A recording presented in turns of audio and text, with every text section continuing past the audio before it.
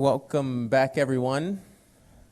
We will now call the January 6, 2020 board meeting to order. Mr. Gaither, will you please call the roll? Yes, Mr. Chair. Representing Educational District 1, Ms. Leslie Grant. Present. Representing Educational District 2, Mr. Rudder Baldwin. Present. Representing Educational District 4, Ms. Nancy Meister.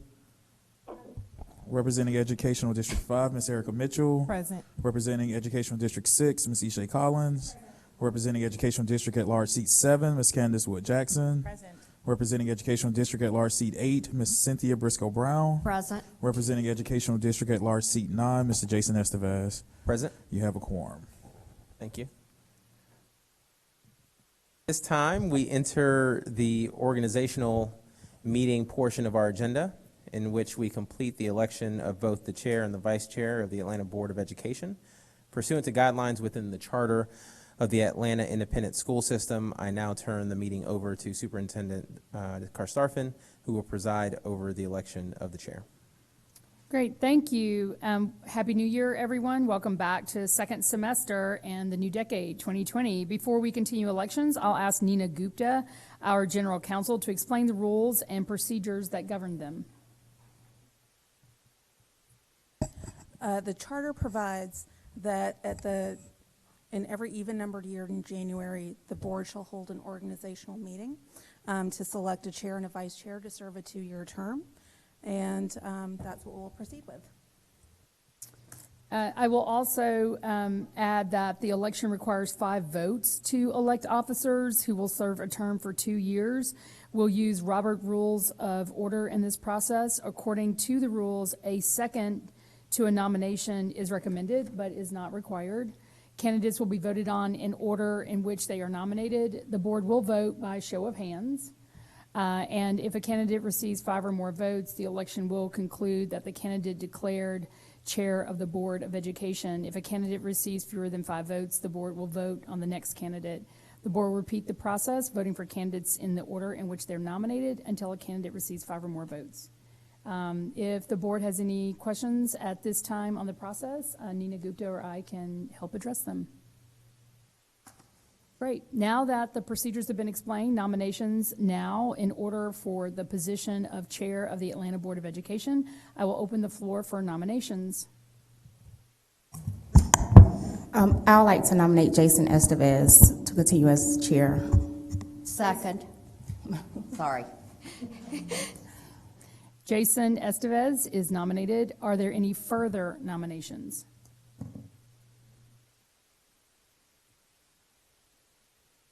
Seeing none, then nominations for the chair of Board of Education are now closed. This will not require a motion, so we can move directly to a vote.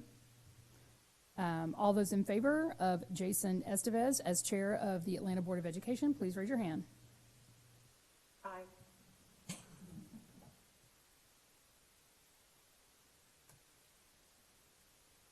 That is unanimous. Jason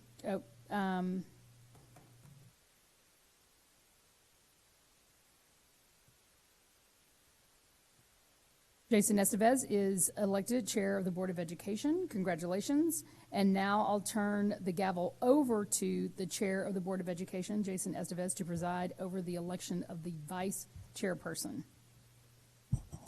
Thank you so much, Dr. Starfin. No, it's all good. Not yet. Thank you so much for allowing me to serve as chair for the next 2 years. Nominations are now in order for the position of vice chair of the Atlanta Board of Education. We will follow the same process. I will open the floor for nominations. I nominate Ishay Collins for vice chair. Second that. Nomination has been made for Ishay Collins to be vice chair, and it has been properly seconded. Are there any further nominations? If not, then the nominations for vice chair of the Atlanta Board of Education are closed. This will not require a motion, so we will move directly to a vote. All those in favor of Ishay Collins as vice chair of the Atlanta Board of Education, please raise your hand. After securing a majority of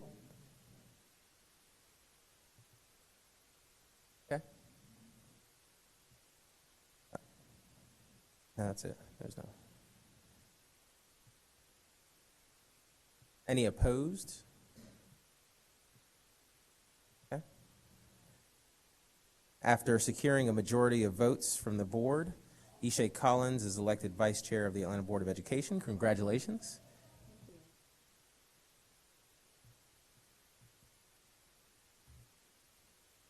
And I hope everything's okay outside.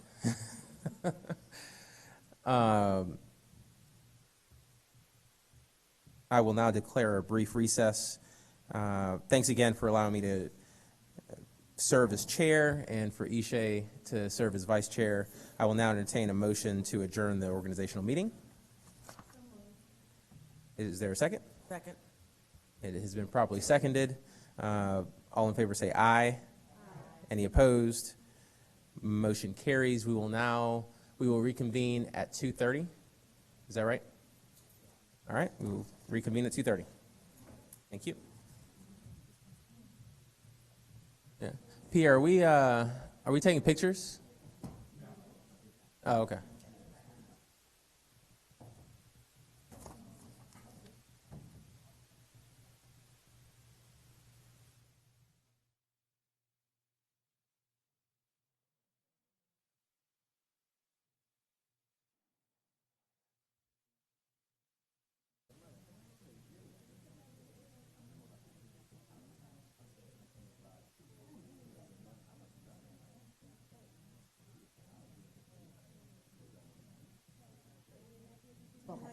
We'll have one.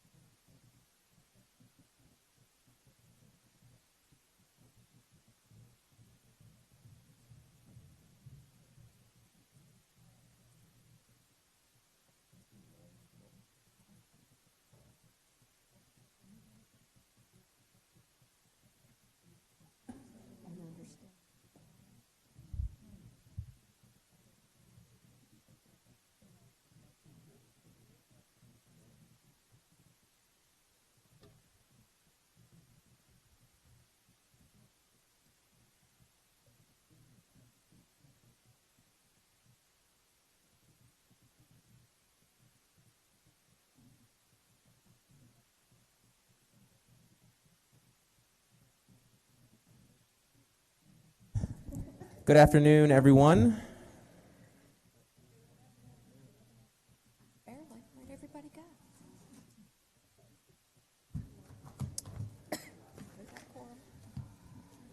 I now call the January 6, 2020 work session to order. Can I get a motion to approve the minutes of the December 6th board meeting? So moved. Been properly moved by Ishay Collins, seconded by Cynthia Briscoe Brown. All in favor, say aye. Aye. Any opposed? Motion carries. Can I now have a motion to approve the December 17th, 2019 board retreat minutes?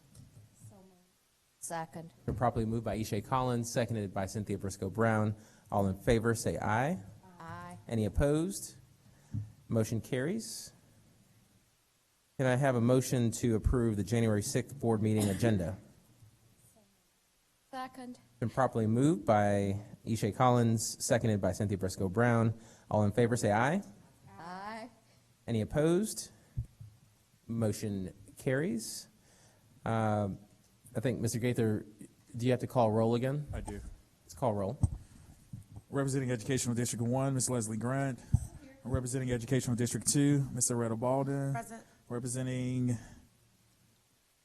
Educational District 6 and Board Vice Chair, Ms. Ishay Collins. Representing Educational District at Large Seat 8, Ms. Cynthia Briscoe Brown. Present. Representing Educational District at Large Seat 9 and Board Chair, Mr. Jason Estevez. Present. Mr. Chair, you have a quorum. Thank you so much, Mr. Gaither. Before we turn it over to Dr. Christarfin, I see that there are many staff members here present. We're going to recognize you shortly. But I also wanted to recognize an elected official, a colleague from DeKalb County, Allison Gevertz, who's here. Hi, Allison. Thank you so much for being here, neighbor, and look forward to working together as two school districts in the Atlanta area in the future. All right. With that, Dr. Christarfin, will you please bring the work session items? Great. Good afternoon, everyone. Happy New Year. Welcome back to second semester in 2020. Thank you, Mr. Chair. We have 4 presentations today. It's part of our aspects of the 2020 strategic plan. We'll begin with Bill Karich, the Chief Accountability and Information Officer, who will provide an update on the key accountability and information technology initiatives. After that, Jasper Jewell is in the house about athletics. He'll provide an update on that programming. Angela King-Smith, the Chief Engagement Officer, will let us know where we stand in developing our next 5-year strategic plan. And Lisa Bracken, the Chief Financial Officer, will conclude with the fiscal year 2019 General Fund monthly financial update and the fiscal year 2020 school allocations. Welcome, William, and we'll turn it over to you to talk about accountability and information technology updates. Thank you, Dr. Christarfin. Happy New Year to everyone. Happy New Year, Bill. Chairman Estevez, Vice Chair Collins, members of the board, Dr. Christarfin, and members of the APS community. As we have the last several years, we're very excited to do our annual update on technology. Our purpose is to provide a brief update on the progress made on key accountability, instructional technology, and information technology initiatives. With the support of the superintendent and the board over the last 5 years, we have created the foundation for the implementation of what we believe are a 21st century instructional and administrative systems. It's not enough to just provide devices and systems and additional bandwidth and Wi-Fi in every classroom and office. We also have to provide supports directly to our schools, and we do that through having a field tech in every school. Actually, every school with more than 700 students has a full-time field tech, and all the other schools share a field tech with between 2 schools. So in the case of a lot of the elementary schools, they share a field tech. The field tech comes in one school in the morning and goes to the second school usually in the afternoon. We also have a small team of talented educational technology specialists who spend the large majority of their time out in classrooms helping teachers and providing training directly to school personnel. In the area of information technology, we have increased the number of devices dramatically over the last couple of years, largely because of our partnerships, as you probably remember, with Sprint and with T-Mobile. As you can see, for example, the number of Apple tablets, mostly iPads, has increased from about 8,600 to over 20,000. The number of laptops has increased from about 4,500 to over 22,000. And I'll talk a little bit more about the two partnerships in a moment. On this slide, probably the most notable item here is the transition, the continuing transition from the outdated interactive boards, mostly Promethean boards, to smart panels, LED panels. We are now at about 2/3 of our classrooms now have the newer LED panels. Before the winter break, if you heard a lot of celebrating on the 5th floor, it wasn't necessarily because of the holidays.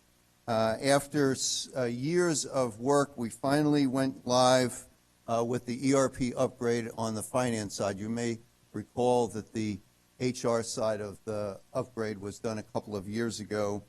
There's not enough there's not enough time to thank everybody, but I will say we've had a great partnership with Sky Duckett and her team in HR, as well as a great partnership with Lisa Bracken and all the executive directors on the finance side. And a lot of my team is here today. I'm going to wait to introduce them at the end, including I see some of the people who have dragged themselves away from the ERP upgrade. So I'll get to that in a minute.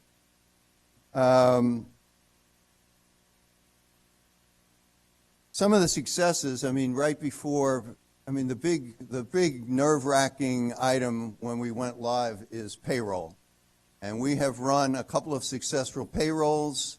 We have worked through all the benefits, interfaces with Bank of America, with AFLAC, with our health insurance providers. It's a process that's excruciatingly difficult and takes a tremendous amount of time. And every time we change something, we had to retest virtually everything in the system. That's why it's taken so long. We've also done the first end-of-month financial closeout, and the finance department is in the process of their end-of-year closeout, all using the new system. On the security side, we've done a lot of work. You may recall that back in 2014-15, we did an internal audit of our IT security. At that time, we hired a firm to work with us on site to work through a long list of concerns that we had identified at that time. We're very happy that we have moved from a rating of C to a rating of A. Cylance is one of the leading security companies in the country, and they provide a rating system, and that's what this rating is based on. As always is the case, the primary focus of our work is protection from phishing attacks, viruses, malware, ransomware, and we work on this virtually every day, sometimes into the night and on weekends. And our team has done a really great job. Knock on wood, we'll continue to have good success and very few major problems. In addition to the new technologies, we've increased security awareness training. We have a partnership with a company called Wombat that helps us do that. And we've implemented MFA, multi-factor authentication, on both the VPN and email systems, and are working on the same with our new ERP system. In the area of instructional technology, as you can see, we're going to talk first about T-Mobile. As a result of our partnership with T-Mobile, This year, we have distributed 4,500 hotspots and over 9,000 laptops. That's virtually every student in grades 6 through 8 in our middle schools. As a result of our partnership with Sprint 1 Million, we've provided connectivity to over 25,000 APS students over the last 5 years and provided over 5,000 devices. And finally, after a lot of hard work through our SPLOST allocation, we have distributed over 9,000 iPads this year to first and second graders. That's virtually all first and second graders, and a whole suite of educational applications, including Sight Word Sentence Builder, Infants Clues, and many more.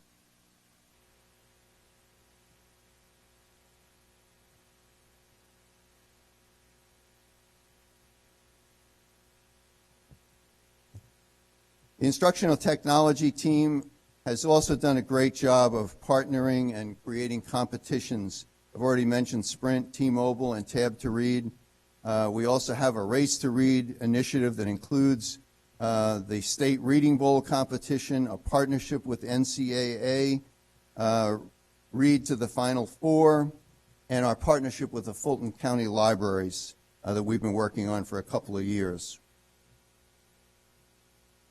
We also have partnerships with Chick-fil-A and PBS on our tutoring initiative, and we have a partnership with our SEL team, and again, I mentioned the partnership with Fulton County Libraries.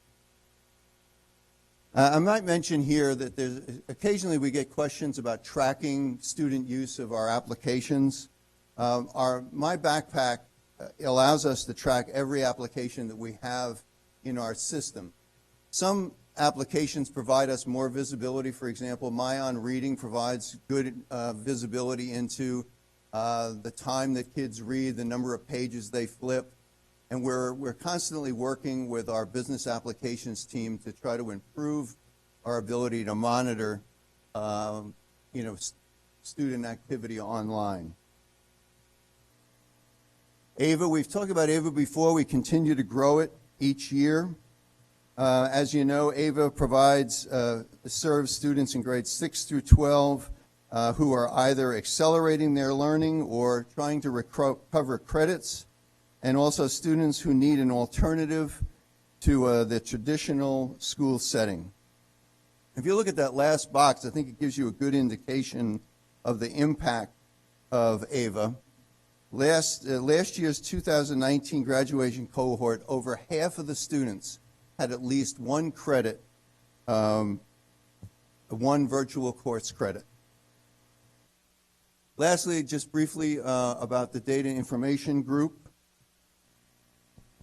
Michael's not here today because he's home with his wife, who just had their third child. So we give out greetings to Michael and his wife and kids at home.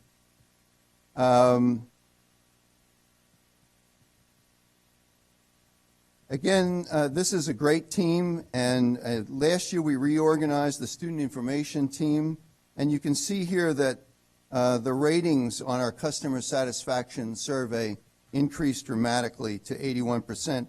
And I would also note that same team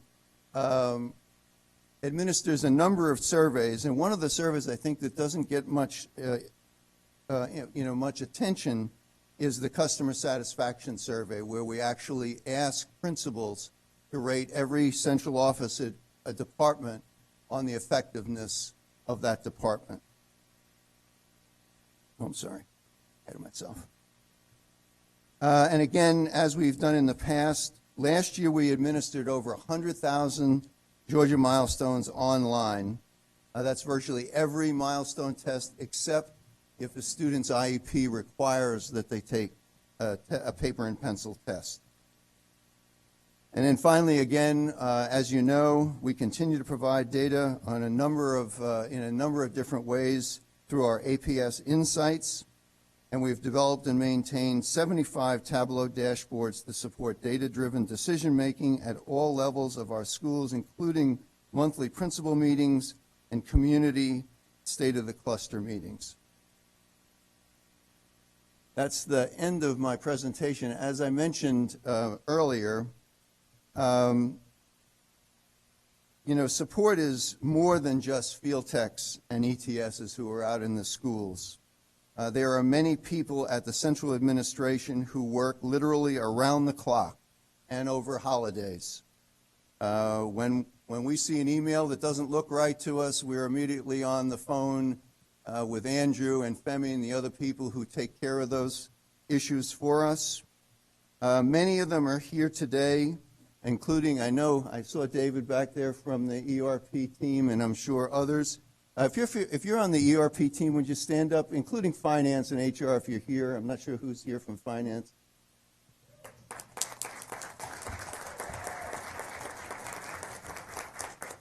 And Aaliyah's team, I know there are a number of people from Aaliyah's team from Instructional Technology, including Aaliyah, who is back to us from her time out. And I don't know if Michael's team is here. They're usually heavily represented, but because Michael's out, they may not have gotten the message today. So that's the third team. And I will also add, I'm looking back at Sam and some of the other folks. Some of these folks have been in the system 15, 20, 25 years. We've actually had a couple of people who have been in the district over 30 years. And I'm constantly reminded that people were here a long time before I was here and have kept things running for many, many years, and I'm very appreciative of all their efforts. And I'll stop there and take your questions. Thank you so much, Bill, and thank you to your team. Again, we appreciate you on behalf of the board. Thank you so much for all that you do. We continue to see the improvements and the benefits of your work. And I know for one, the Lawson upgrade is huge. We all have had our frustration with Lawson, and thankfully y'all got that updated to bring it to the 21st century. The third executive director, and he's been sweating over the Lawson upgrade. So I should mention, No, it's good. who's back there. I love it.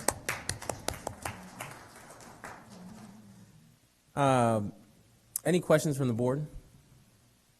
Okay, so let's go. Aretta, Cynthia, Leslie. Okay, my question, thank you actually very much for coming and sharing this information. You're welcome. I have a question with you on the Tablet to Read program that is in the process of being implemented. A few questions. One, how are those tablets going to be allocated, and then as well as what type of metrics will we be reviewing, and how will we be using this data? Thank you for your question. The tablets are currently already distributed to all first and second graders. Again, monitoring is a challenge. Software such as MyOn Reading, which is our primary e-reading platform, we actually pay an additional license that allows us to track data very well. So we can tell whether a kid's opened a book. We can tell whether the kid has flipped pages. That's not the norm, unfortunately. Through My Backpack, we know if an application has been opened through My Backpack, but we don't always know how long the student has worked in it, or whether they've been successful in completing tasks. So, and back to your question, the primary tool is going to be MyOn Reading, which is has good tracking capability. Asking to see if we can tie this usage to these programs to an increase in literacy, right? So looking to see what could be the optimal amount of time, or what programs are most useful. So I'm very interested in data and being able to learn and then push it forward. I would only add to what I said a minute ago, and that is that I think there's a tipping point at which schools become comfortable with technology, and I think we're finally just about there, and we're very hopeful in the early learning years in particular that technology will be a great tool to help level the playing field around helping kids learn to read, whether it's decoding, phonemic awareness, vocabulary development, or even fluency and reading comprehension. So is their usage restricted to the apps and programs that are on the iPad as given to them?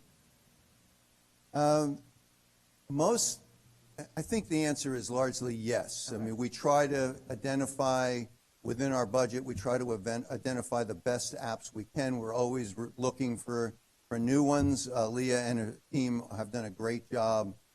There are currently a lot of apps available to students. You're welcome.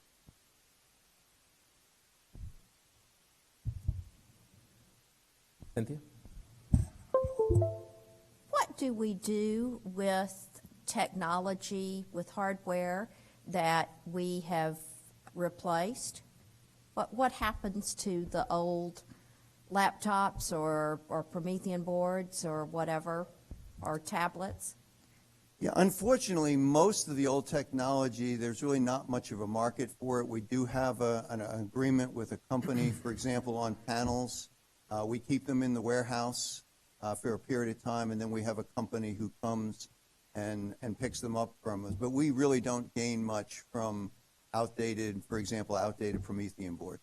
Are there any outlets for donation of that equipment, either to students who, despite our best efforts and our giving them newer versions, students who might not have it at home, or siblings, or parents, or organizations that might do that?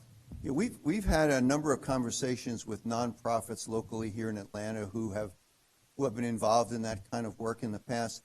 I think probably what I need to do is just give you a fuller, go back to my office, talk to Femi, and I can give you a fuller response to the number of different ways that we try to provide laptops and other devices when they become antiquated. Okay, and also I'm wondering if we might have another outlet for at least parts. We have several robotics teams, and we also have coding groups or clubs or teams across the system, and some of them might actually enjoy, if nothing else, taking them apart and putting them back together. That's a great suggestion. In fact, some of the folks who are here today work both on the coding teams and the robotics team. All right, well, if you have any other information, that would be helpful, but thank you very much, and thank you for all that y'all do. You're welcome. Leslie?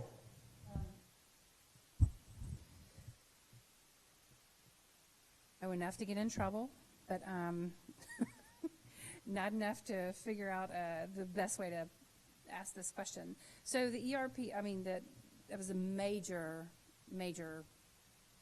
coordination that had to come together. What is the next thing that happens? Is there another rebuild, refresh? What is the next sort of hurdle to get over? What do we plan? What do you plan for? What do you build in? Well, in the short term, it's getting additional modules on board. I know the board has had a number of conversations about trying to reach out to minority-owned vendors, and one of the modules that we will be able to purchase and implement is a module that allows you to do those kinds of things. So there are a number of modules that we either have not implemented or we haven't purchased yet that go with the new system. Longer term, unfortunately, and there's no rest for the weary. There's always a new version. There's always a new environment.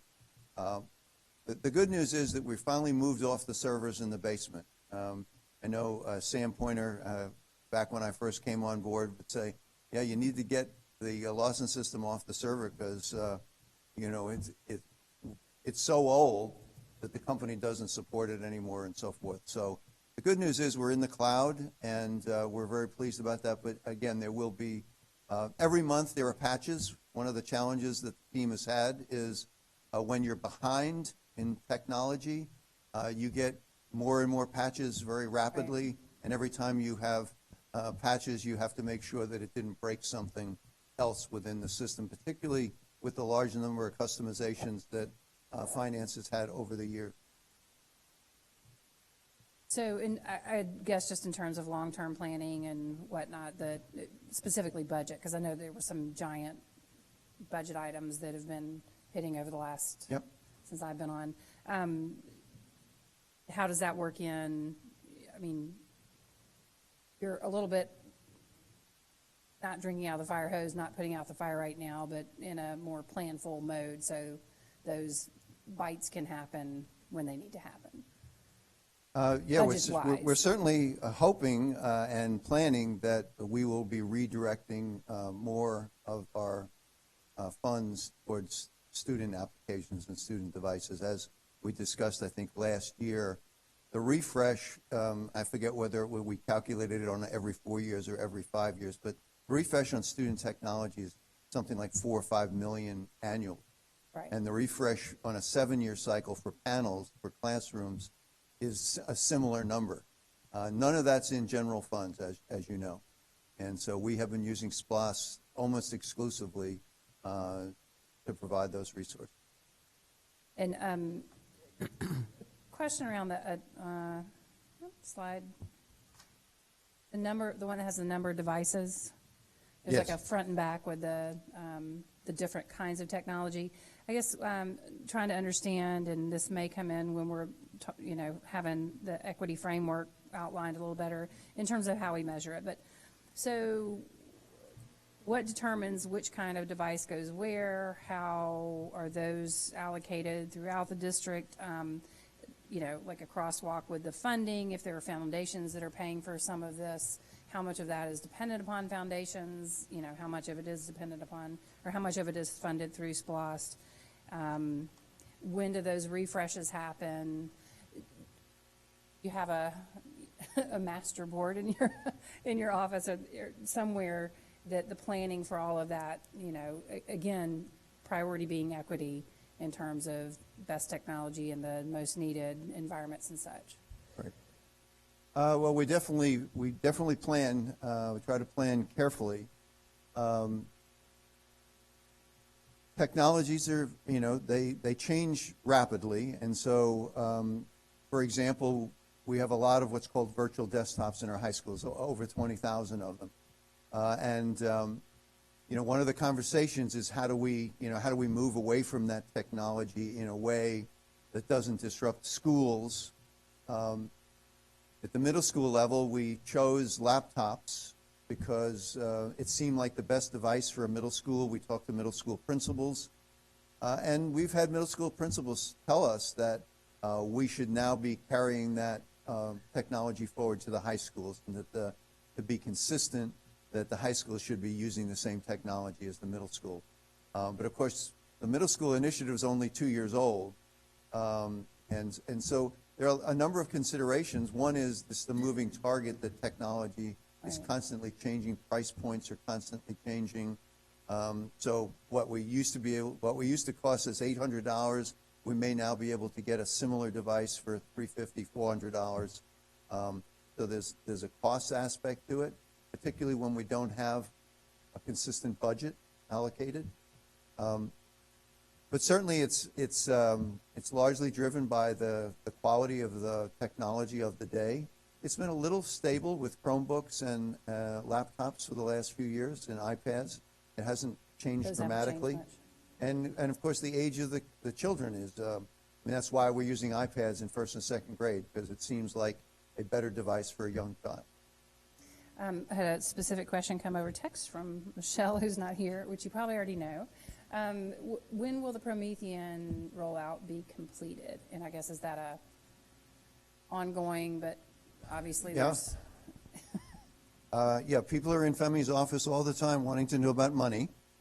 And what we did last year at the end of the year, as we saw that we had a little bit of extra money, that was where a lot of the money went, was Grady High School and some of the other schools that did not have a lot of their panels replaced for one reason or another. So I think as we get deeper into the second semester and we look at what our budget looks like, there'll be another push at the end of the year. And then the contract there'll be a renewal process as well as the contract expires. And I think it's the end of this year. Okay. And then as we move, I know we're going to have another SPLOST referendum that's coming up soon. And if you're relying most heavily on SPLOST for funding, and where we do have foundations that are supporting it, I guess the goal would be to ideally move away from foundational support if possible. Well, we try to work closely with schools and foundations. You're talking about school level foundation. Yes, like, like a PTA foundation or something that's, provided Sadly, technology. we don't have a lot of them that are Right. buying a lot of technology. We try to work closely with the schools and the foundations so that we're consistent, so that we're able to provide support to whatever the technology is. But the large majority of the devices, I would say 99% of the devices we have are either through our partnerships with T-Mobile and Sprint. We're also working on a partnership with Verizon.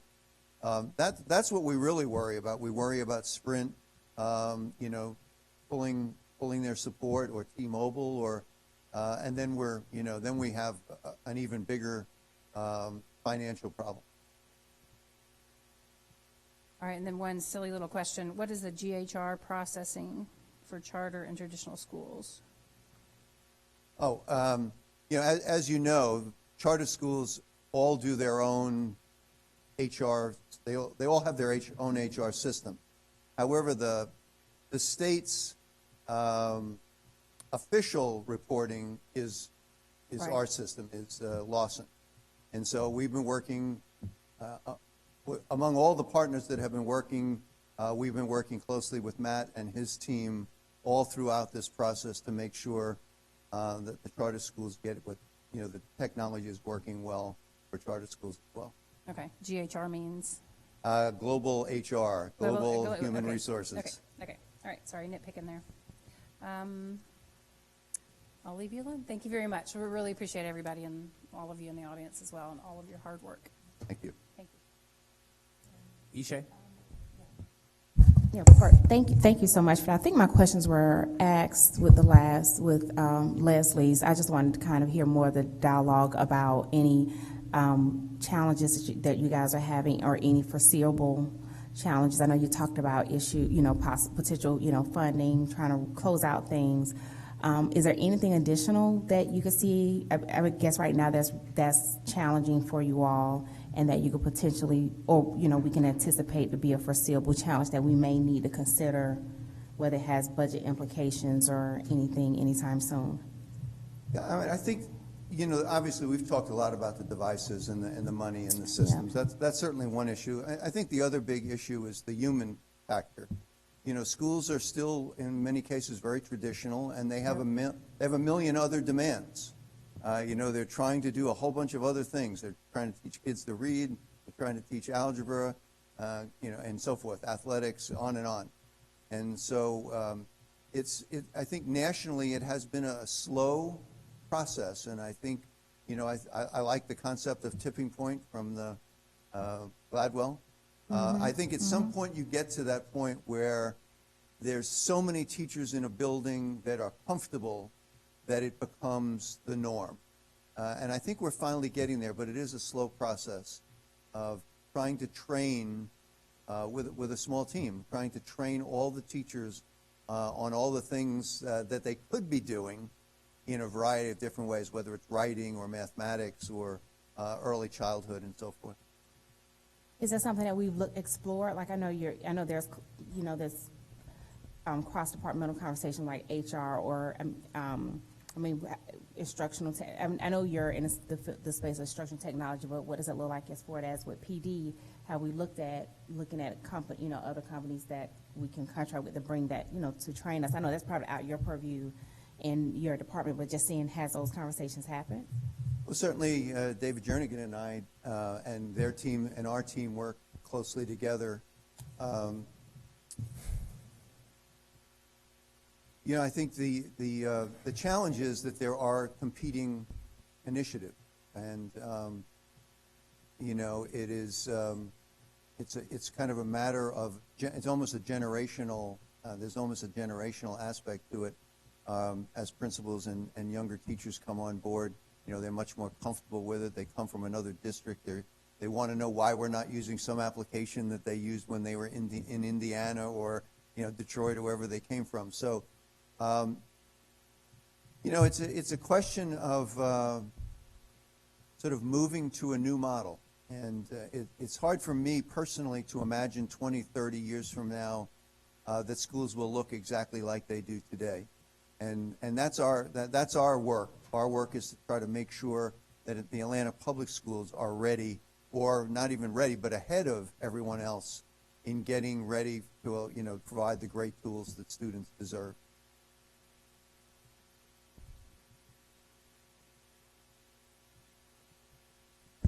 Thank you. Thank you. Apparently our lawyer had some problem with my answer. Party. Oh, no. We had a party getting started over here on the left.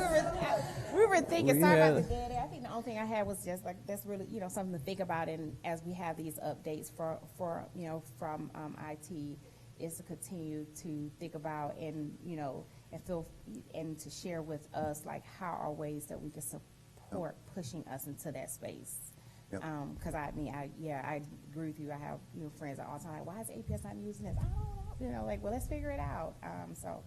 Thank you for that. And of course, there's also competition in the local community for dollars, whether it's Coca-Cola or the other Fortune 500 companies. We're competing just like everybody else is for their support, and we work closely with Rachel Sprecher, and I know this year we're pushing hard to try to get some additional partners to help us with technology. Thank you so much. I appreciate it. A couple more questions. How do we account for loss suffered with devices year over year? Whether it's, first graders, to me, seem like they would break a lot accidentally. And when it comes to iPads, how does that affect planning, budget, particularly as we're trying to make sure that kids have that over time, and that, first graders next year can get the same benefit?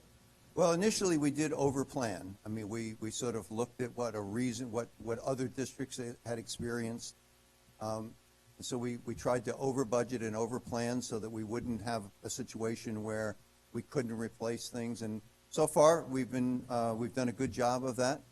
But I think the conversation on our team also was that Atlanta is Atlanta. It's not LA Unified, and so when you look at the experiences that other districts have had, LA Unified probably being the most famous for some of the challenges they had with their devices, we felt pretty strongly that we needed to be careful. We needed to track things carefully. We made some mistakes the first year. I'll mention one in a moment. But we knew that it would take a year or two of experience before we'd have a really good sense of whether it was worth buying insurance, what our loss would be for breakage, what our loss would, how to handle devices that disappear. And so we've been sort of collecting data and trying to work with principals on what we think the best strategy is. And I mentioned we made some mistakes. Last year we collected all the middle school devices at the end of the year. And we were pretty insistent in spite of a couple of the principals not liking our strategy. I'm not sure in retrospect that we believe it was the best way to go, because it means collecting all the 6th and 7th grade devices. We thought we were going to repair them, clean them, work on them over the summer, and then redistribute them in the fall. I think in hindsight, we may look at a different strategy, leaving the devices in the building and taking a slightly different approach. What, going to the next slide, I think, I've seen classrooms with the LED panels. I haven't really seen it in use. I know those are newer. Are they just as interactive as the Promethean boards, or are they used differently? Yeah, it's not really my area of expertise. I would say no, they're not as interactive. Okay. I think Promethean still makes the older model, but even Promethean now is largely in the LED panel business. I mean, that's probably their primary product that they're selling, not old. I mean, the biggest complaint with Promethean boards always was the bulbs burning out and those sorts of things. Right. Don't have those challenges with LED panels. Initially, there was some transition issues because software that worked on a Promethean board didn't necessarily work on the devices that we had bought. But most of those challenges are, a thing of the past. Yeah. Okay. The last question regarding cybersecurity, having been on the board here and worked for Equifax, I feel like I know a little bit about cybersecurity more than I did 4 years ago. I have also experienced, and board members have also experienced, that phishing emails have been, I feel like, through the roof in the last year. I remember Candace sending me a text one day saying, "What do you want?" And I'm like, "What do you mean?" And then she sent me a screenshot of an email that I had sent her, and it was clearly a phishing email. And I've seen several others from different people. Well, sort of. I mean, you had to click a couple. But have we done, I know I took the, well, I don't know if I took APS's training on cybersecurity. I may have, but I should have. Then I did. If you clicked on one of the links you weren't supposed to, I can guarantee you that you did. I definitely did not click on one of the links I should not have. But I'm curious about phishing tests. Are they done to where the IT department sends out a fake email to see what our culture is like? Have we built up a culture around security that people are not clicking on those emails anymore like they used to after trainings? And have we seen an improvement over time where less people are clicking on fake phishing emails? Yeah, I wish I could say that's the case. I mean, that's what Wombat helps us with. We send out fake emails all the time. If you fail when we send you a fake one, then you are required to go through the training module. The people who are sending them are becoming more sophisticated. You probably saw right before the holidays somebody who was giving away free greetings cards. And it looked pretty good. I mean, I looked at it and I thought, why are they giving me a free greeting card? And of course, immediately was on the phone with FEMI, and the team was immediately looking at it, immediately blocked it. The other thing we've done is we've separated departments. I mean, our biggest sort of fear is that somebody who is in, for example, the finance department clicks on a link and then it exposes their business side of their computer. And so we've gone to great lengths to make sure that can't happen, so that even if somebody in HR or finance or some other department clicks on the link, it doesn't allow anybody to get into our systems, for example, into our finance system. And then we clean all of them. If we know you've clicked on a link, we make you change your password right away. And so there's a whole protocols for those.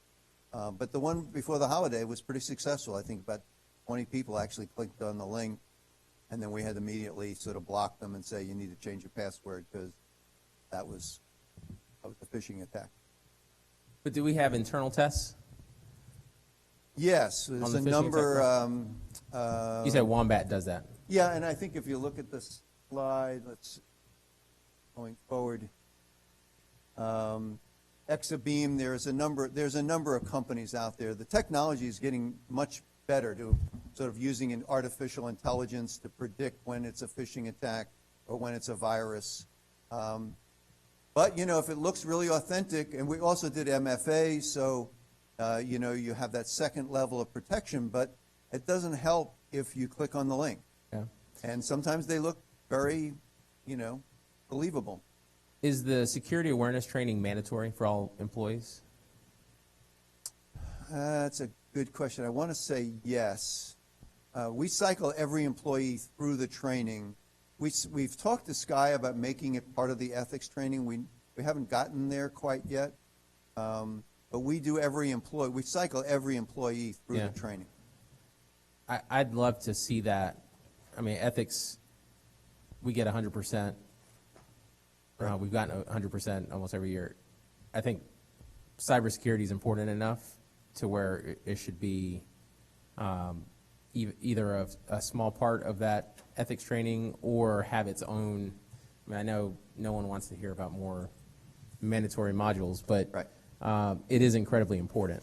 And we can see what happens when there's a lapse in security. And the fact of the matter is, the best way to get in is through employees clicking on stuff and not knowing how to protect the organization. So I think it'd be important to not only have it mandatory upon orientation, but also it be mandatory on an annual basis to have your 20, 30-minute training on security, just to make sure that as an organization we're building a culture that is not only ethically sound, but also one that is cognizant of the security issues that lie ahead. We'll take it back and take a look at it and see what the best strategy going forward is. Cool. Thank you. You're welcome.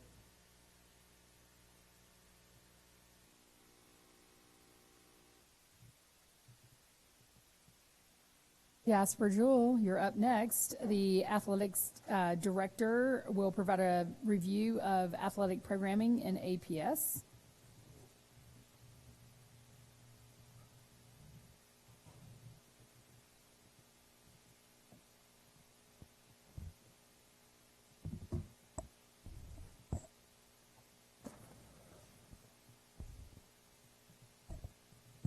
Good afternoon, Dr. Karstoffen, Good afternoon, Board Jasper. Member Jason Estevez, Vice Chair Ishay Collins, members of the Board of Education, and Senior Cabinet.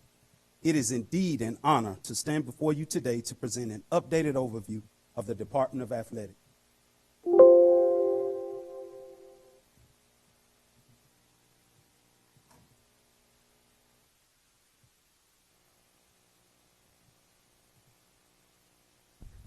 Today, we will cover the following major items in an effort to thoroughly update you on the progress, accomplishments, offerings, opportunities for the Department of Athletics. Our major takeaway from today is we continue to see the benefits of athletics for our amazing students. Please note the continued increase in growth and participation, as well as individual and team accomplishments from 2010 to present. The attainment of region and state championships has become our major new standard of excellence. This past year alone, as an example, we celebrated a total of 5 state championships from individual and team sport. We continue to offer a variety of interscholastic sports, both on the middle and high school level, as noted. All high schools are placed in classifications according to FTE counts. Each classification cycle lasts for a period of 2 years. Some sports are gender specific, while others we class as co-education. Picture here are winter sports offerings to include dance. Although dance just started this past winter, we celebrated our first state championship team from Booker T. Washington High School. Spring sports continue to be the most active time of the year for our athletic program. We have a total of 9 sports offered. Middle school baseball is made possible through 2 great partners, LEAD, which stands for Launch, Expose, Advise, and Direct, and the Fellowship of Christian Athletes. As we think about the involvement of our students in athletics, it is important to note that our students with disabilities are totally included in opportunities in athletics as well as the arts. We make it our point not to single out any population of students for participation, rather choosing to ensure that all students have a fair opportunity to learn about each sport, try out based on interest, and participate freely. Picture here are results from the student-athlete participation for fall sports for students with disabilities. Again, it is important to note that these numbers are based primarily on interest. This gives you a better picture of how cluster participation rates fare for students with disability. As you can see, rates vary across clusters. Again, these numbers are driven by interest. Over the last few years, APS has seen a tremendous growth in emerging sports, such as lacrosse and wrestling. We have produced area champions and playoff appearances in lacrosse in the last 3 seasons, and a state championship in dance this past year, as I noted earlier. We're also excited about the introduction of flag football on the middle school level. Club sports are vastly becoming more popular on each individual high school campus. These sports are not sanctioned by GHSA. They're driven by student interests, and they're managed and funded at each school level. Listed are our current club sports offerings on the high school level. We realize this may raise equity concerns based on these sports being driven across with access to resources and interests. There is good news, however, as more students on the south end of the district have expressed an overwhelming interest in water polo. This is a move in the right direction. As we look at the general fund budget, it is broken down into 4 basic components. Salaries make up the second largest line item in the overall budget. The amount is not included in the general fund budget. Athletic equipment purchased centrally by our office is now the 3rd large line of expenditures, as athletic supplements have been reallocated to each and every school, a change from last year's budget. Professional and technical services refer to officials and emergency medical services at games and competition for our student athletes. The increase you see from last year is due largely to natural and synthetic turf maintenance becoming the financial responsibility of the Department of Athletics. Student travel refers to teams that make playoffs and are transported via charter bus services. Employee travel funds are designed for professional growth and development. The 4th line of allocations is GHSA for each school.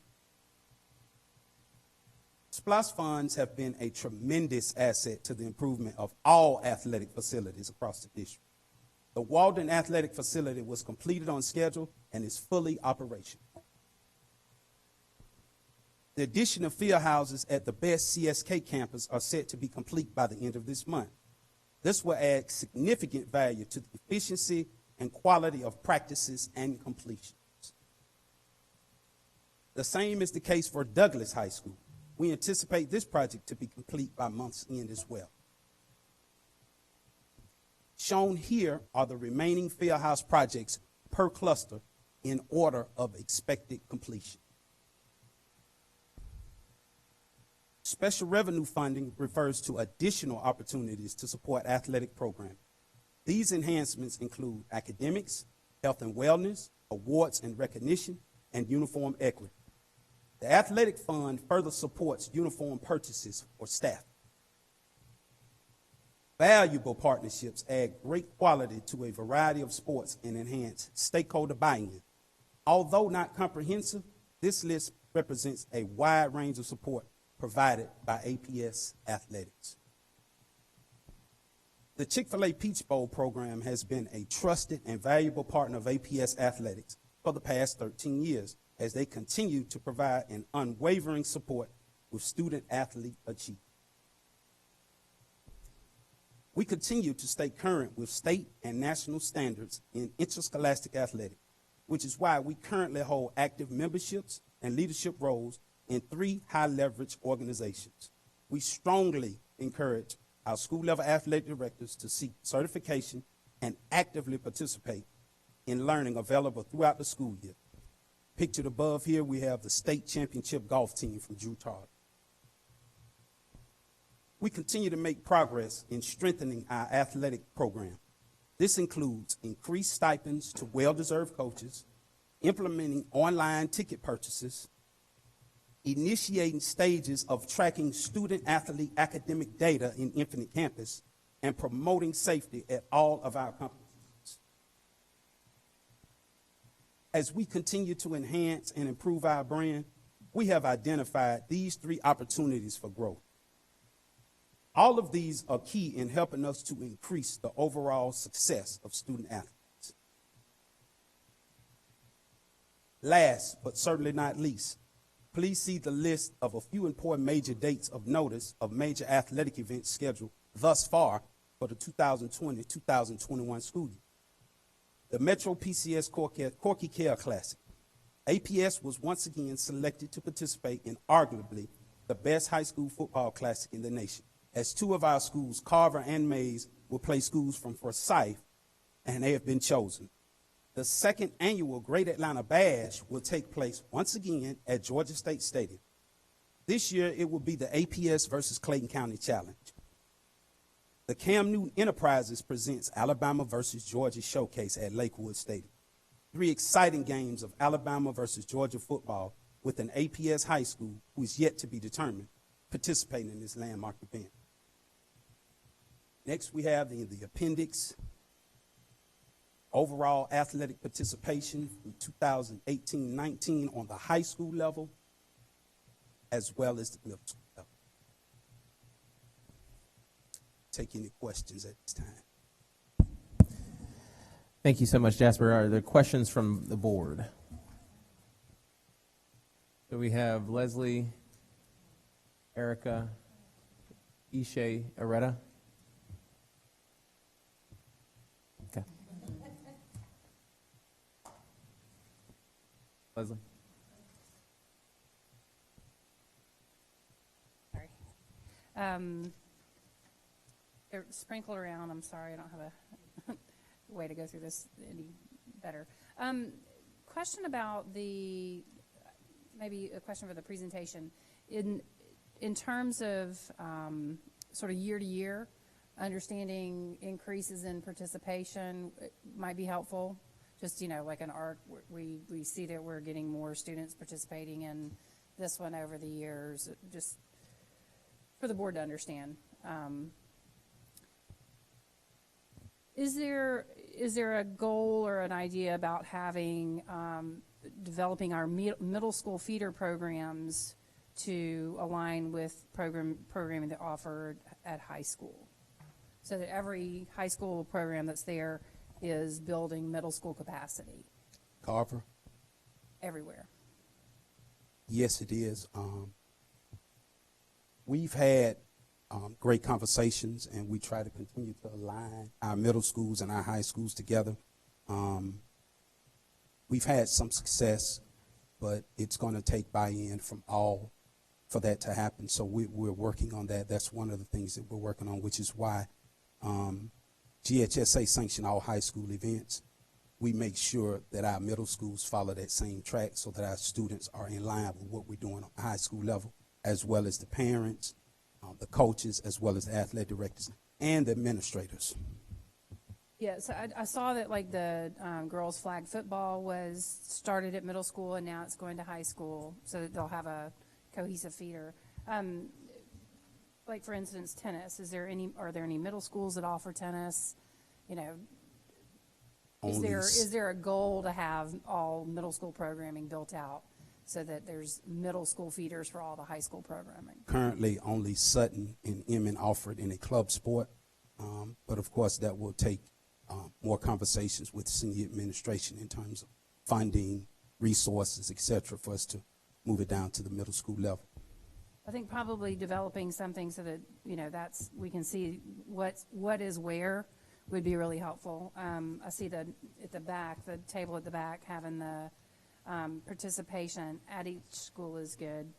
But again, maybe having that aligned so that we can see what is being done where. And I do appreciate the fact that you said students are interested not only at the school that was hosting the water polo, but from all over the district are now able to participate in water polo.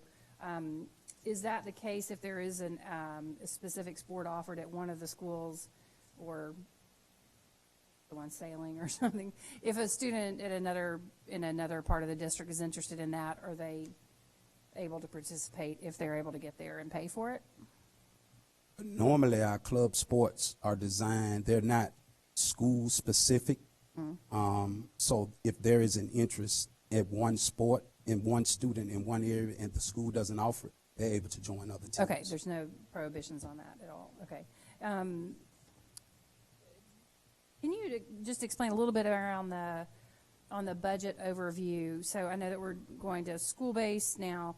How is the budget managed? So the athletic directors at each of the schools are now given their allocation. They come up with what they're going to spend it on. What is correct. The districts versus the individual school athletic directors? They are giving a stipend sheet. The principals are given a stipend sheet from the middle and high school level from which they are to fill out. The money has been allocated to them at the school level. They fill those out in concert with the athletic director, and they submit those from payment. The funds are now being extracted directly from their account. That's that's for paying for people, right? Okay. What about equipment All equipment purchases are purchased through my office. or purchased through the district? Yes, Okay. ma'am. How do the schools communicate about what they need, and how is that coordinated? Each and every year, I have a standard list of equipment that I purchase for all 11 high schools and 13. That encompasses all sports. So the athletic directors are telling you, okay, I have this need for next year, and you purchase that for them. Correct. Yay for the field houses coming online. How will the concessions be handled at those? On field houses, I would have to defer that question to Mr. Hoskins or Mr. Hardy. I'm not sure as to what the overall is. I do know the first two that were built were approximately $600,000, and they're in the process of pricing the next two now, but it's a lot depending on land. Event-specific concessions, like selling hot dogs and drinks. Concessions will be done by the boosters or the parents or Okay. anybody at the school level. That's totally managed at each. Totally okay. managed. Everything They're that operates with responsible. the field house will be totally managed by the school. Hang on, sorry. I know that the list of the partnerships was partial, the partial list, because I know that there's a lot of others there. Where are the specific agreements with the partners? Is that housed in the partnerships office? Like what their partnership is? Some of them are contracted services such as WellStar Atlanta Medical Center. We have a contract with them. Some of them are also contracts such as Under Armour Inc. and BSN Sports, and others have MOUs. So where are all those documents kept, though? Some are with partnerships, some are with y'all, or are those available to the public? They can be made available to the public. Okay. GoFan, I know that was with the ability to buy tickets to events online. Is that going to be expanded? It's outside of the football. Yes. Well, what we're doing is, because the scanners are so expensive, the scanners are around $800 a piece, and for us to have them at the school level, each school would need around 3. We're trying to look at ways in terms of cost and budget as to how we will go about that. But So right now they're only the 2 district stadiums. correct, or where they're they are. just at football events. At If they- football, yes, oh, okay. football events, because we don't charge for spring sports. Okay. We have spring sports in the stadiums such as soccer, And lacrosse. We don't they charge, don't charge for that. Okay.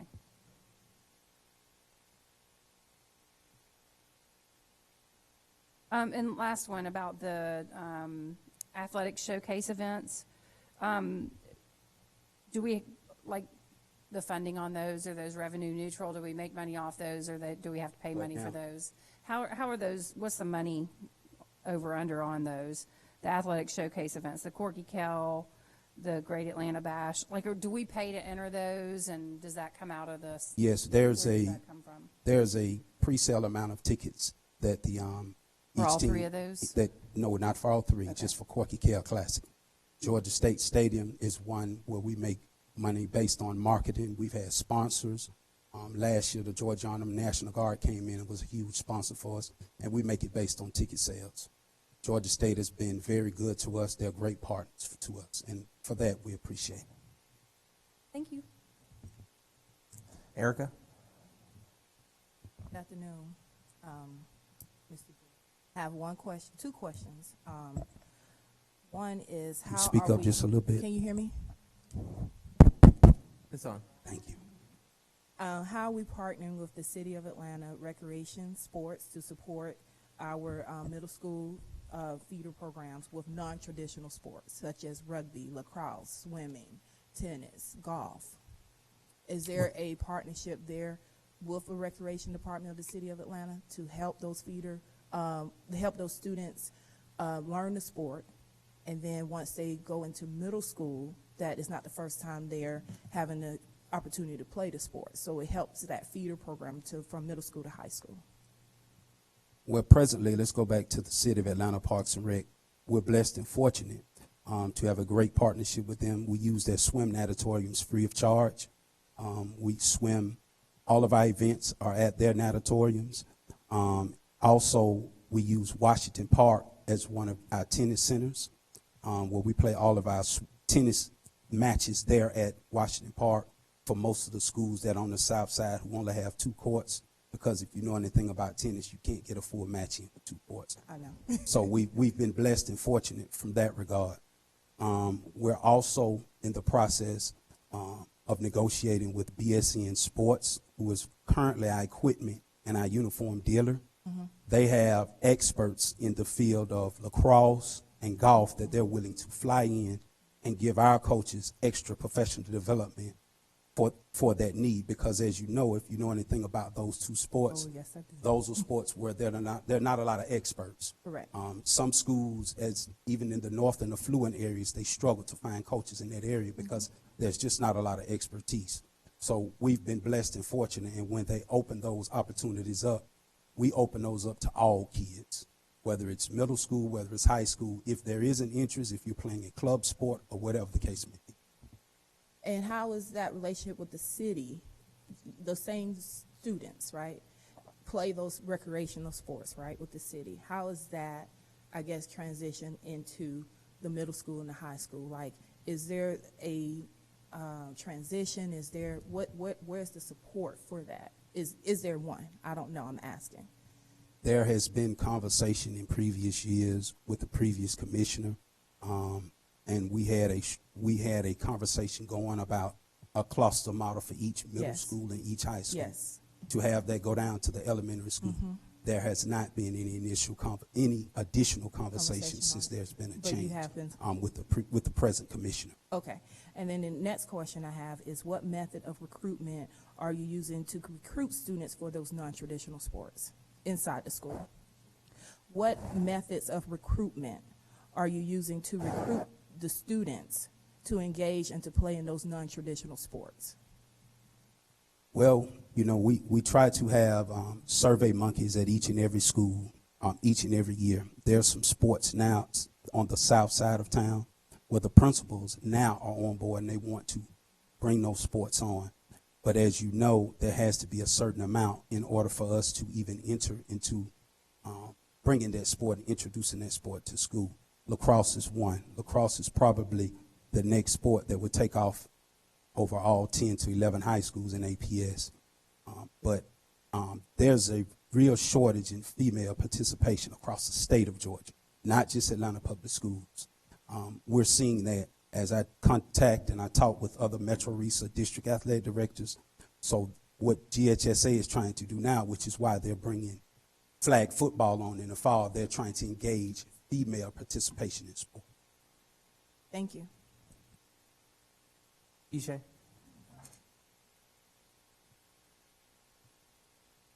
Ishay?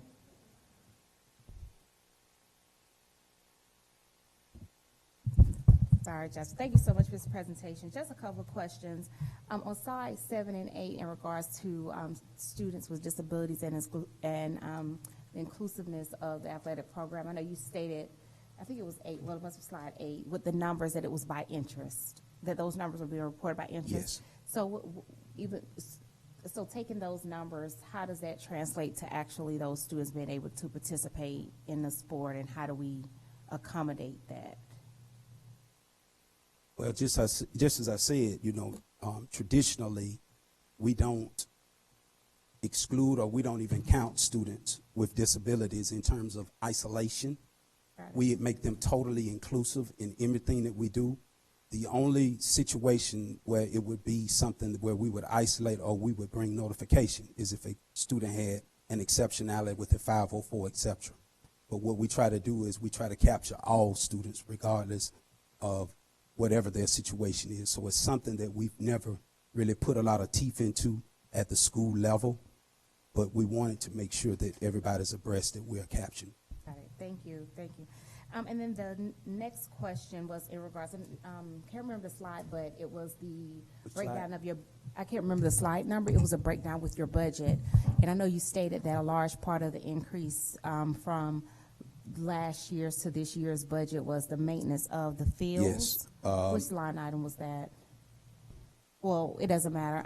Well, my question to you, and I don't know if it is something more of a budget question, is this it may be more at least like a budget question. As far as the source of funds, why is that coming out of the general fund budget for athletics and possibly not considered a maintenance cost for like S-Splash or how we, maintain our facilities?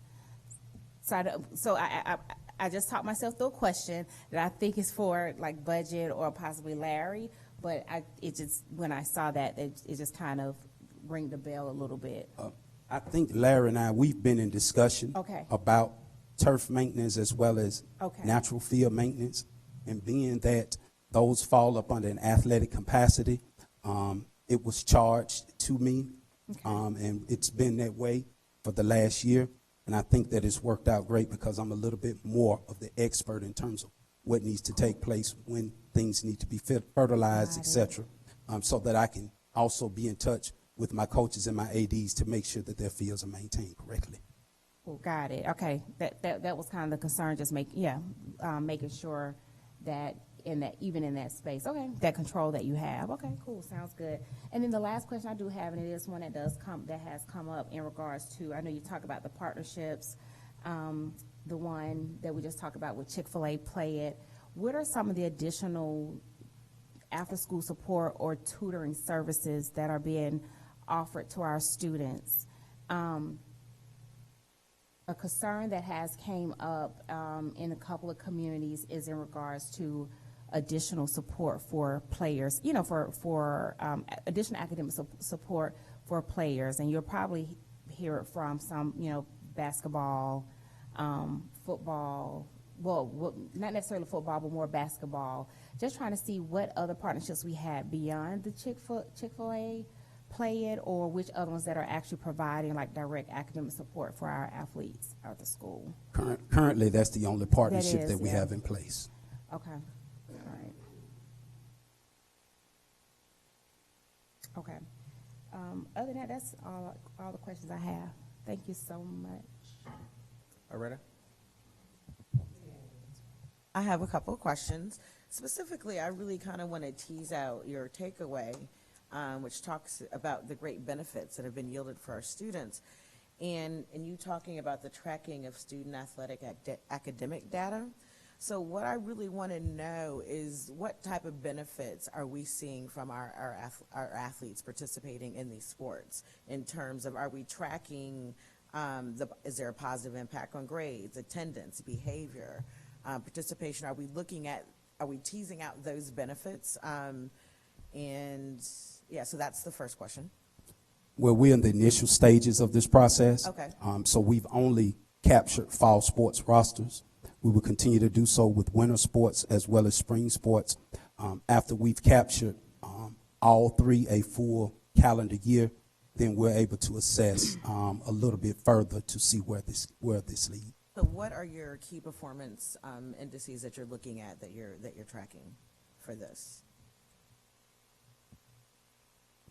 Well, again, it's a little bit difficult to do that without having the full the entire year.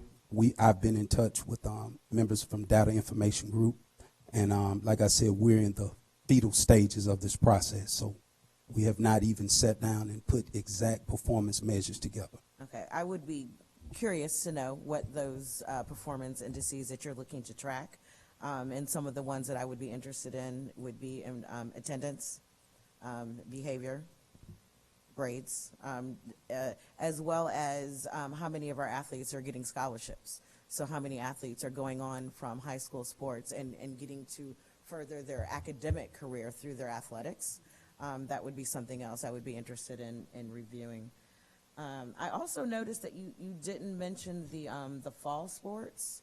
So volleyball, softball, and cross country. I didn't see those. Those are our fall sports. Right. So I didn't see them. You had teased out spring and winter, but so I was curious of what those numbers were. But it may be in just what the presentation that I have. Yeah, I didn't have that slide. Okay, excellent. Excellent. Thank you. And then in terms of you had mentioned looking to expand lacrosse, but also having challenges specifically with females and interest. And is there a possibility for looking at multi-school teams, right? So could schools come together to form a team? Similar to how your club sports are open to everyone, is that something that you could do to possibly? Lacrosse is currently a GHSA sport, Oh, and so the through students that, must that's be not enrolled in the possible. school in order to participate. Okay, and you are anticipating that flag football will have a higher participation rate than lacrosse? Survey monkeys were sent out right before Christmas break, so we don't even know what the surveys look like. GHSA has not produced those, but they will produce those to us as a district within the next 2 to 3 weeks. I would want us to consider just, I guess it definitely is driven by interest, but also thinking about what is the next level for that. So can I get a scholarship for flag football versus lacrosse, which is a sport that definitely you can grow into. So I think I had one more. I think you asked.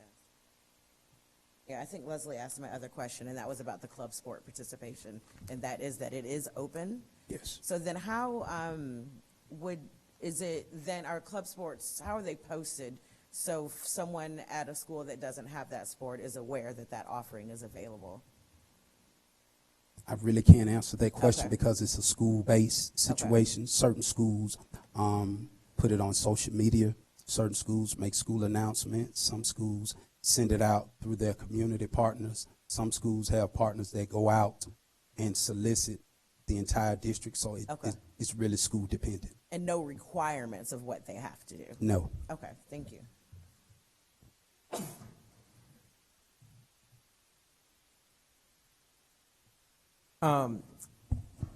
Going back to concessions, who determines which organization gets to work the concessions and receive the funds? Presently, there's the only place that I know where there's a bid process would be at Lakewood and Grady stadiums in terms of concessions. We bid those out through procurement, and we bring those forward for approval. In terms of at the schools, we've never entered any sort of, that I know of. I don't know how the schools handle it, so I don't want to necessarily speak on it, but I do know that the only thing that I'm governed over is Lakewood and Grady stadiums in terms of concessions. Yeah, so I don't know whether it would be, I don't know who it would be, but I think we should probably make sure we have a process for that and that we're keeping a close eye on what the process is for allowing people to, or organizations to work those concessions, and then how much money is being received and what it's being used for. I think it'd be nice to have local control on that, but I think it'd behoove us to make sure we have a process in place so that we don't get into any trouble at the school site, particularly as it relates to accounting and everything else. So we still have time because we're just launching these field houses now, right? Correct. Yeah, well, North Atlanta. But I've always had questions about the concessions, and same thing with the parking lot, how some schools have parking lots that are in good areas, and then money's being exchanged, and just making sure that we just have that process in place for those locations. Yes. So just so that we're clear, those processes do get audited, and so that's done under Connie's shop, Connie Brown. So when we go over our schedule for those kinds of things and talk about the vulnerabilities of the district, those two are two examples. And I'm pretty certain that one just got done even on the parking lots. And so she makes recommendations to us as well on how we can do a better job, including moving away from cash systems and things of the sort to ensure that there's appropriate accounting and what do we need to do to invest in that kind of infrastructure. So that is not just left to the department or the school. We have our internal auditor who looks at those things as well. So we can provide any of those latest reports to the board, and when she finishes those, she also publishes them on the website. In addition, Mr. Ezevez, for schools that choose to do concessions, they have bylaws and policy that they have to follow through school-based auditing and finances that they must follow, whether that's the basketball concessions or even the concessions out at the field house. So they fall up under certain guidelines that they have to follow. I would be concerned if it was an outside group as well, but most of the schools are choosing to do it, from what I've gathered through conversations, is through school-based. Okay. Fees for tournaments. I remember playing basketball, and there are a lot of tournaments that basketball teams can go to. How is that? How do we handle that in the system? Do students have to, families have to pay for basketball or it doesn't have to be basketball, whatever tournament there is, lacrosse tournament. Do students' families have to pay for it? Does it come out of your budget? Does it come out of the school's budget? If there's a tournament that a team wants to go to, how do we handle that? Currently, those fees come out of the school's budget, and that's a lot of times they do fundraiser events over the summer to raise the funds for that particular purpose. Okay. And are there any rules? Do we ever charge students to go to tournaments? Do we charge students? Or do the teams charge or ask students to pay for tournaments? No. Okay. I just want to make sure to me, that would be like an equity issue if we have tournaments that schools aren't able to fundraise enough for, and some of the burden is placed on families, and some families can do it, other families can't.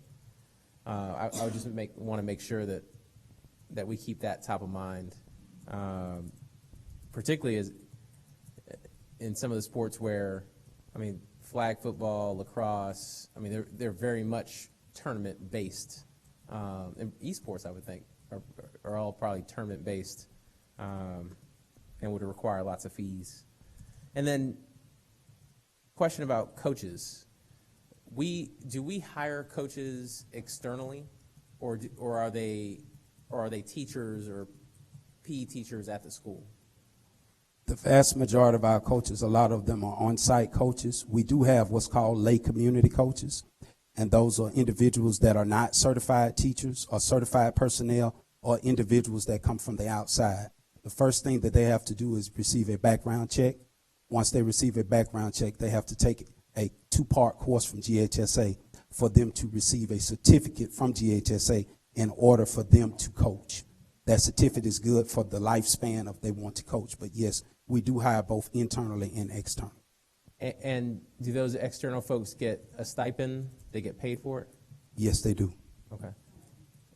Yeah, some would. And then do they have any part in the budget process? Not process, but if they're a coach, are they able to spend some of the money that is allocated to the schools, and are they bound to the same standards that we require from our regular employees? Just trying to make sure that we have the right accounting. They're bound to the same standards that we have for our normal employees, yes. Okay. That's it. Thank you. Appreciate it.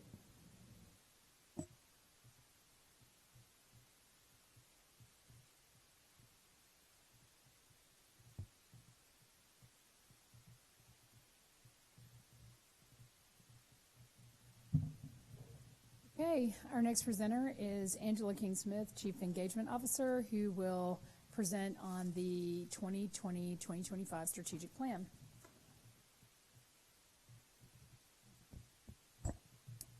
Good morning or afternoon, Vice Chair. I'm sorry. Good morning or Happy 2020! Oh, boy.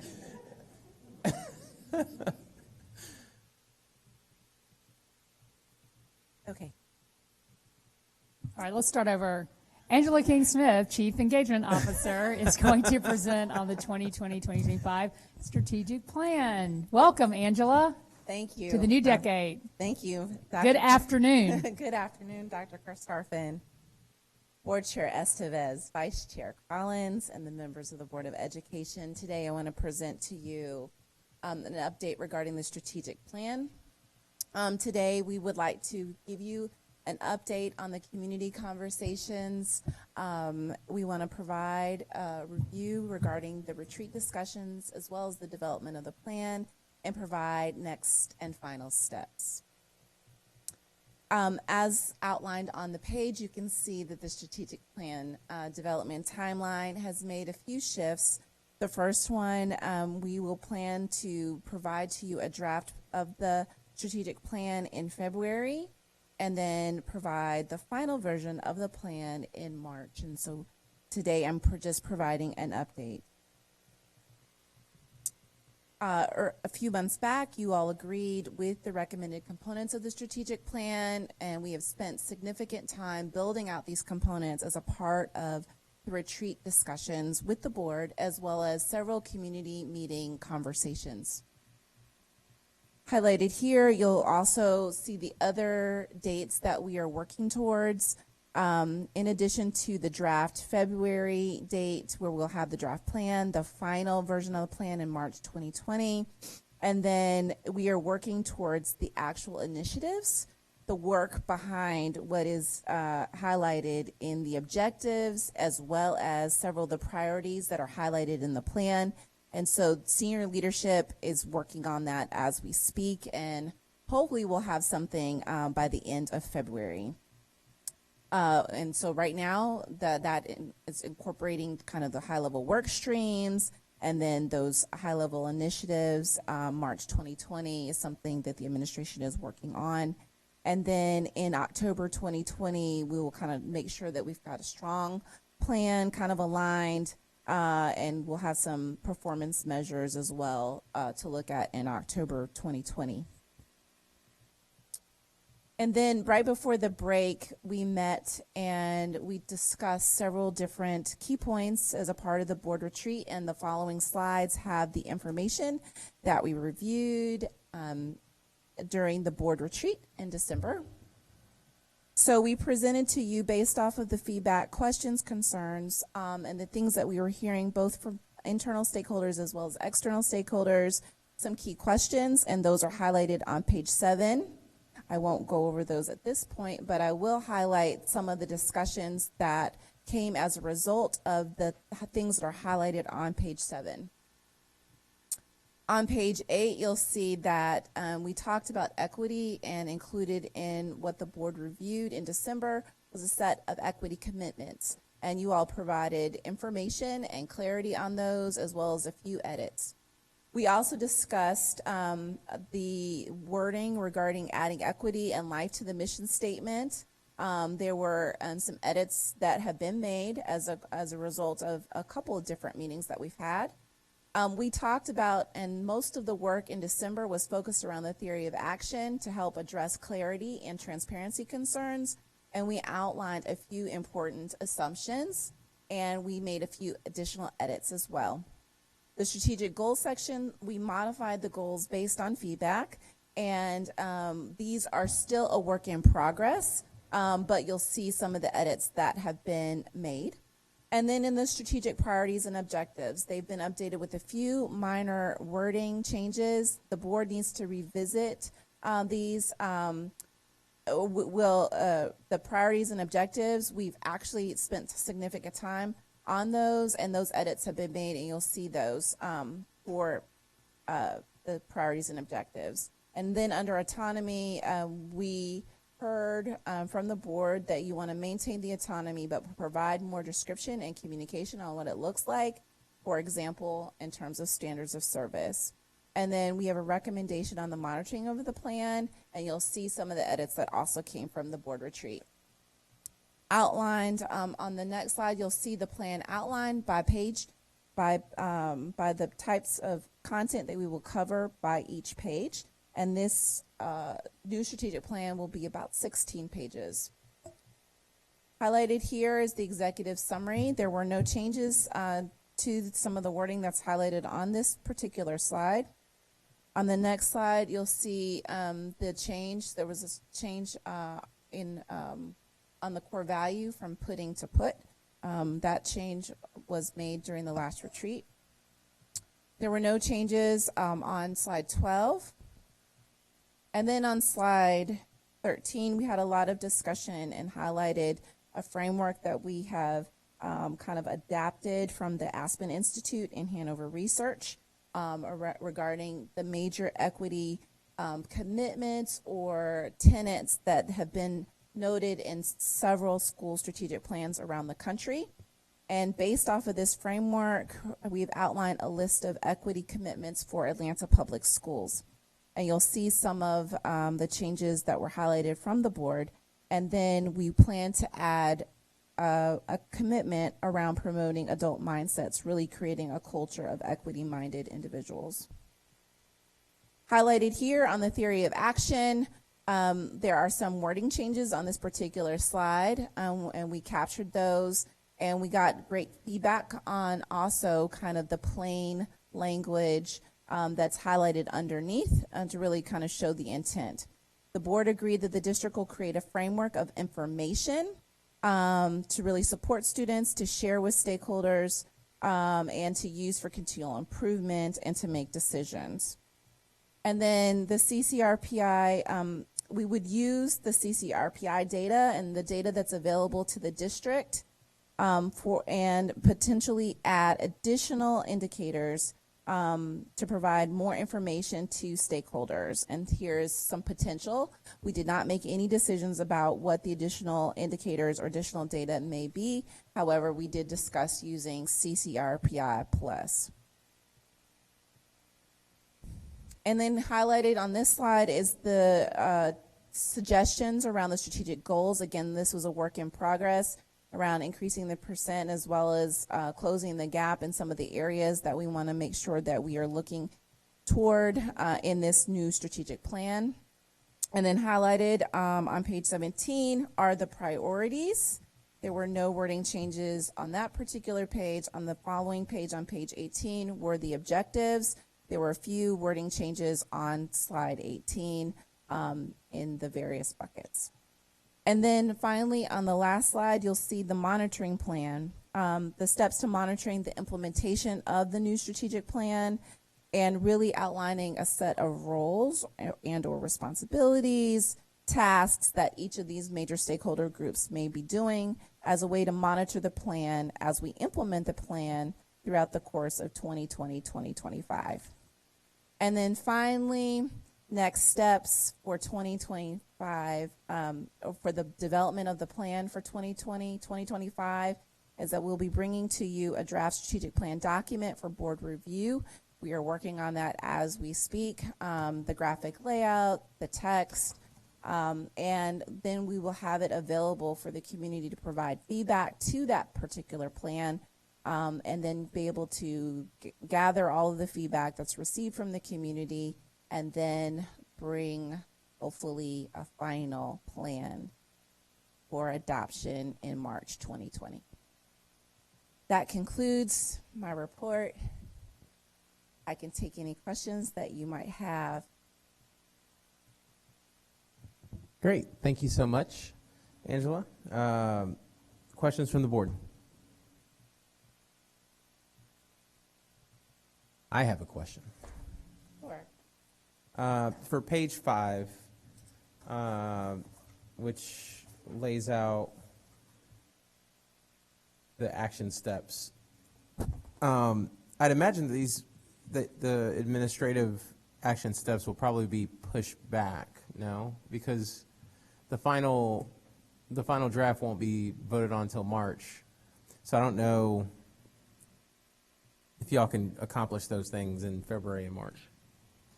So we are working on not for the 5-year plan, we are working for next year, 2020, 2021, in alignment with this plan because the budget process is still happening. Right. So that is our first priority. So this probably should be adjusted to say that. Yeah. That's our focus, is to ensure that that information is, we have it and we understand what we're doing for the first year of the implementation of this plan. Got it. Okay. That's it. Great, thank you. Thank you. Enjoy the rest of your morning. Sorry. Our final presentation is Lisa Bracken, who is the Chief Financial Officer for Atlanta Public Schools, and is going to do the fiscal year 2019 monthly update and the school allocations for, no, fiscal 20 monthly financial update and the fiscal year 2021 school allocations. Welcome. Absolutely. Good afternoon, Board Chair Estevez, members of the board, and Dr. Carstarfin. Today I'll present two topics related to finance. First, I'll provide you with the financials for FY 2020 through November, and I'll spend the rest of my time discussing some of the changes we're making to the FY 2021 school allotment. With the next 4 slides, we will cover the FY 2020 financials for the first 5 months of the fiscal year. So far, we have collected about 73.3% of the total resources budgeted, with the local collections at 90.44%, state at 27.97%, and other, which includes our Fund 150 Title I transfer in, at 29.79%. Collections are currently tracking ahead of pace for all sources of revenue. Last year, by this time, we had collected a total of 65.74% of total revenue. This year, we've already collected 73.3%. We will continue to monitor the pace of collections throughout this year. On slide 5, we see the budget to actual expenditures so far for FY 2020. We have currently spent 36% of budgeted allotments, and spending in all functions is appropriate for this point in the fiscal year. Slide 6 represents the current spending trend for FY 2020 against the 2019 trend. While there are some fluctuations function by function, the overall spend is on pace with and slightly lagging the previous year's spend. School administration and transportation are ahead of last year's pace, but not significantly. Please remember the timing of large expenditures from one month to the next can greatly impact the percentage spend against the previous year. We will continue to monitor, and if corrections are needed, we will present those as part of our mid-year adjustments. Detailed financials can be found in Agenda Item 10.05. We have no budget adjustments for this month, and Agenda Item 10.06 includes the detailed information report for special revenue adjustments less than $1 million that have occurred in December. So, moving forward to FY 2021, one of the key first steps of our annual budget development process is to develop the school allocations.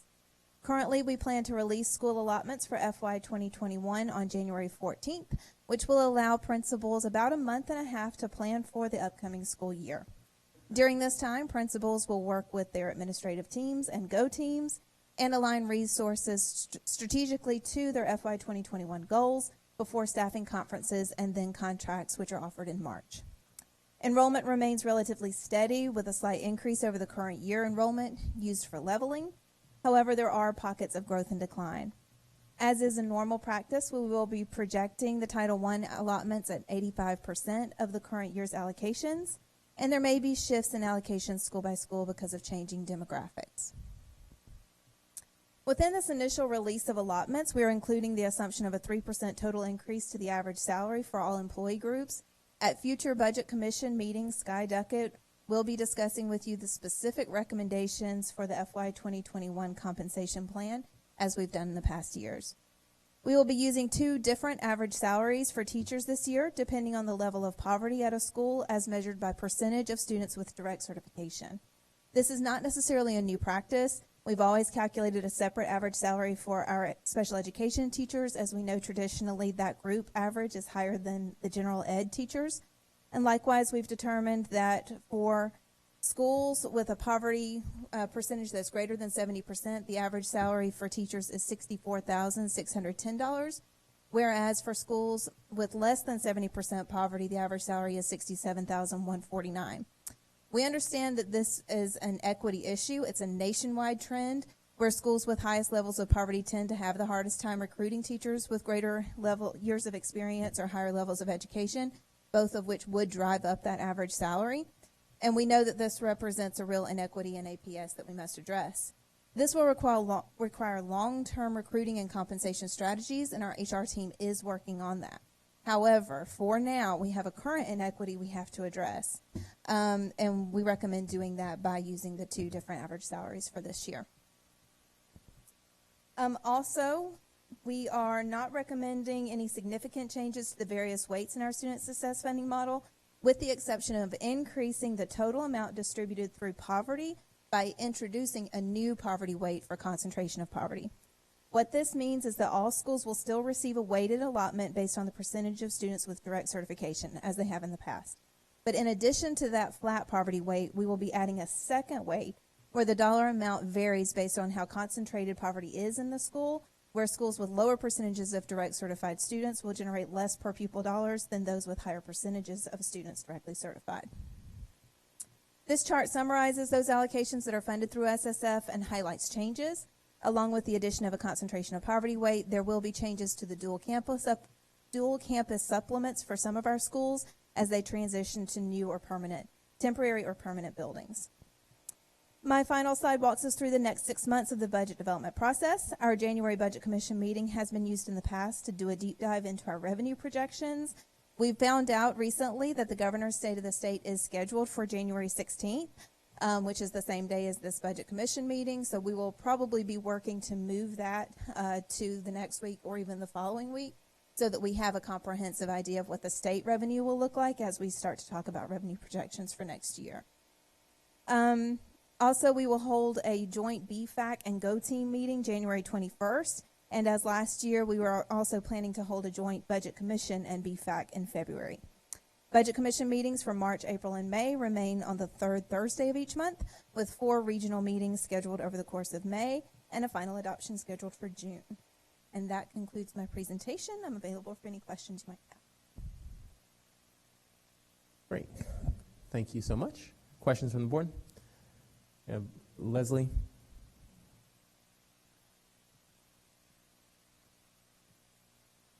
Add the changes. I think it's about 2 back, that one.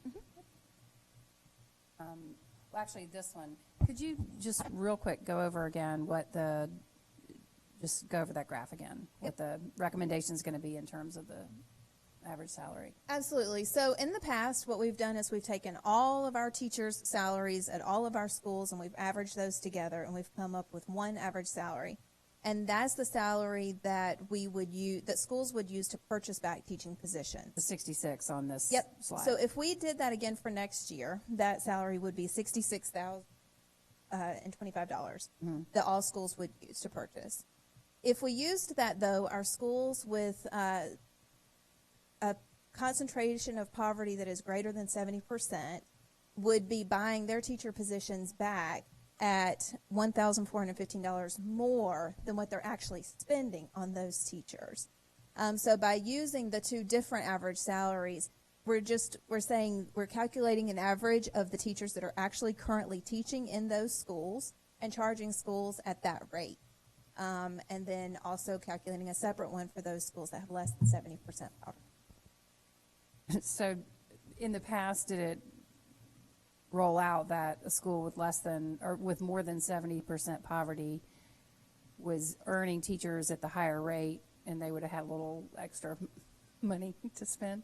So they're not going to have that this year, I guess, is okay. Right, so they would be buying positions back at a cost that is more actual what they're spending. Okay, which will result in a little bit less money.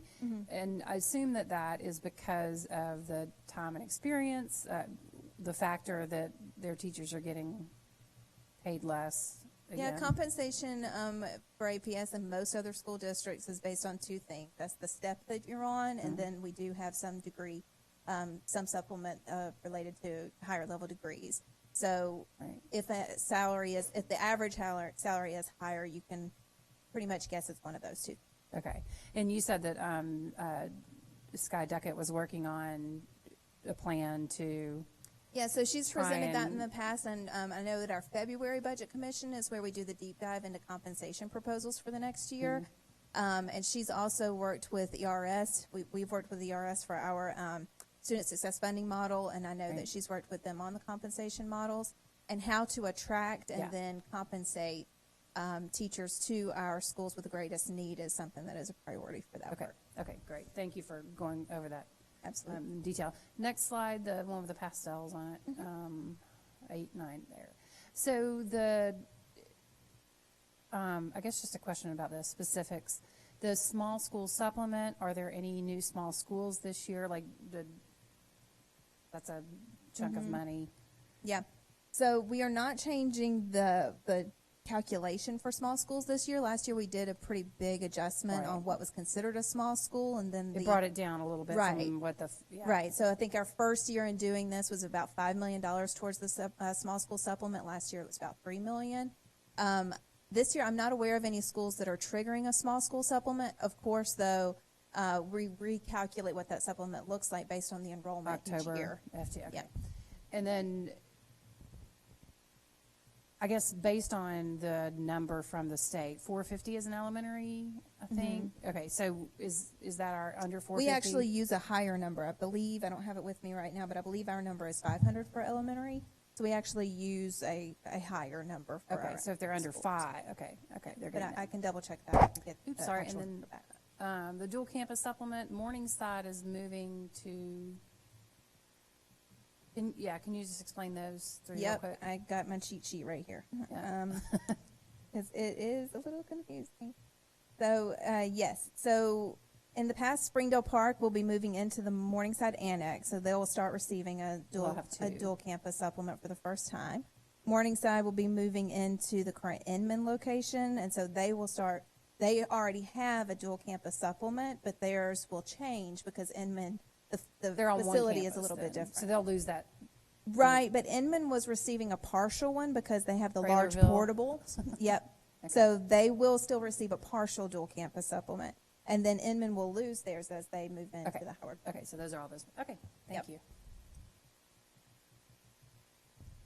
Loretta? Would go back one slide. I just want to point out the converse of and make sure that I understand correctly. So for schools who have poverty that is greater than 70%, then they will actually be buying their teachers back at a more realistic rate and thus end up with slightly more money in their budget, correct? Yeah, it should free up additional dollars for them. Okay. And again, the same thing that we are still actively looking to honestly raise that salary. Absolutely. So this is a short-term solution. We hope that we eventually address the root of this inequity, which Right. is that all of our teachers are making around that average salary across the district, or maybe even more, right? But for now, this is a reality that we want to make sure we're addressing. Thank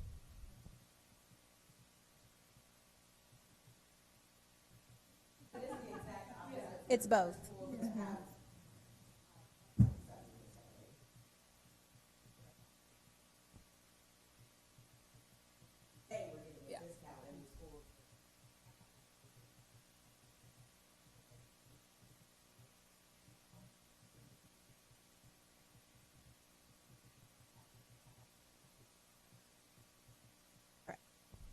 With a greater than 70% will still receive like a $66,000 annual. So it's not a receipt, we allocate dollars now, right? So through SSF, we allocate dollars out to schools, and then they purchase positions.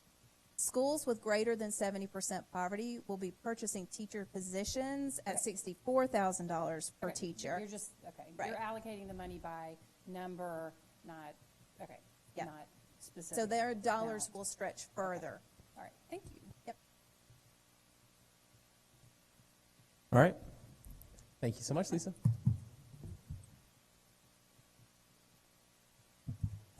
Mr. Chair, that concludes our presentations.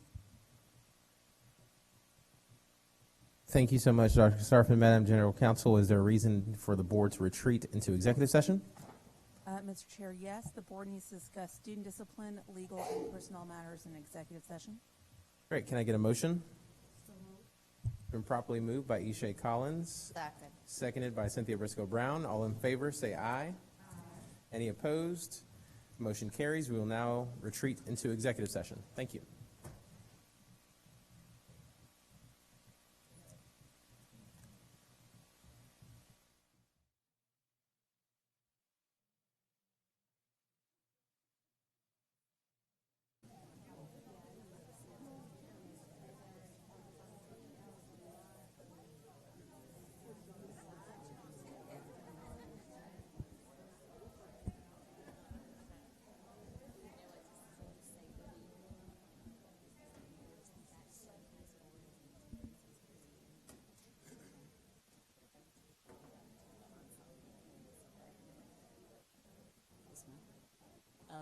think so.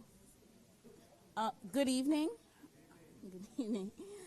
My name is Elliot Bradley, and I am here with Maynard Jackson High School. We will be performing two pieces, one from the low brass ensemble, another for a clarinet ensemble.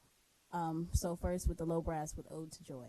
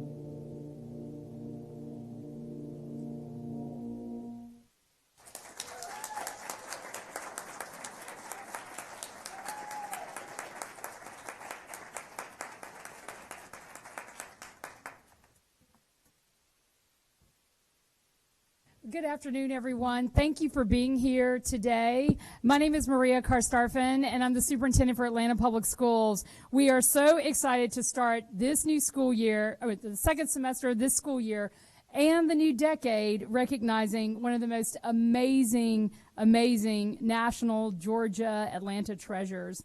It is with a burst of inspiration that today we will honor the legendary member of our APS community. Before the community meeting, the board and I are thrilled to recognize Mary Frances Early. In 1961, amid the turmoil of the civil rights movement, she became the first African American to earn a degree at UGA, a master's in music education. As part of her long career, she became the music teacher for Atlanta Public Schools and a music director for the entire system. Last year, the State Board of Regents named the UGA College of Education after her. So it is so wonderful that Mary Frances Early could join us today to be recognized. Please, please come up.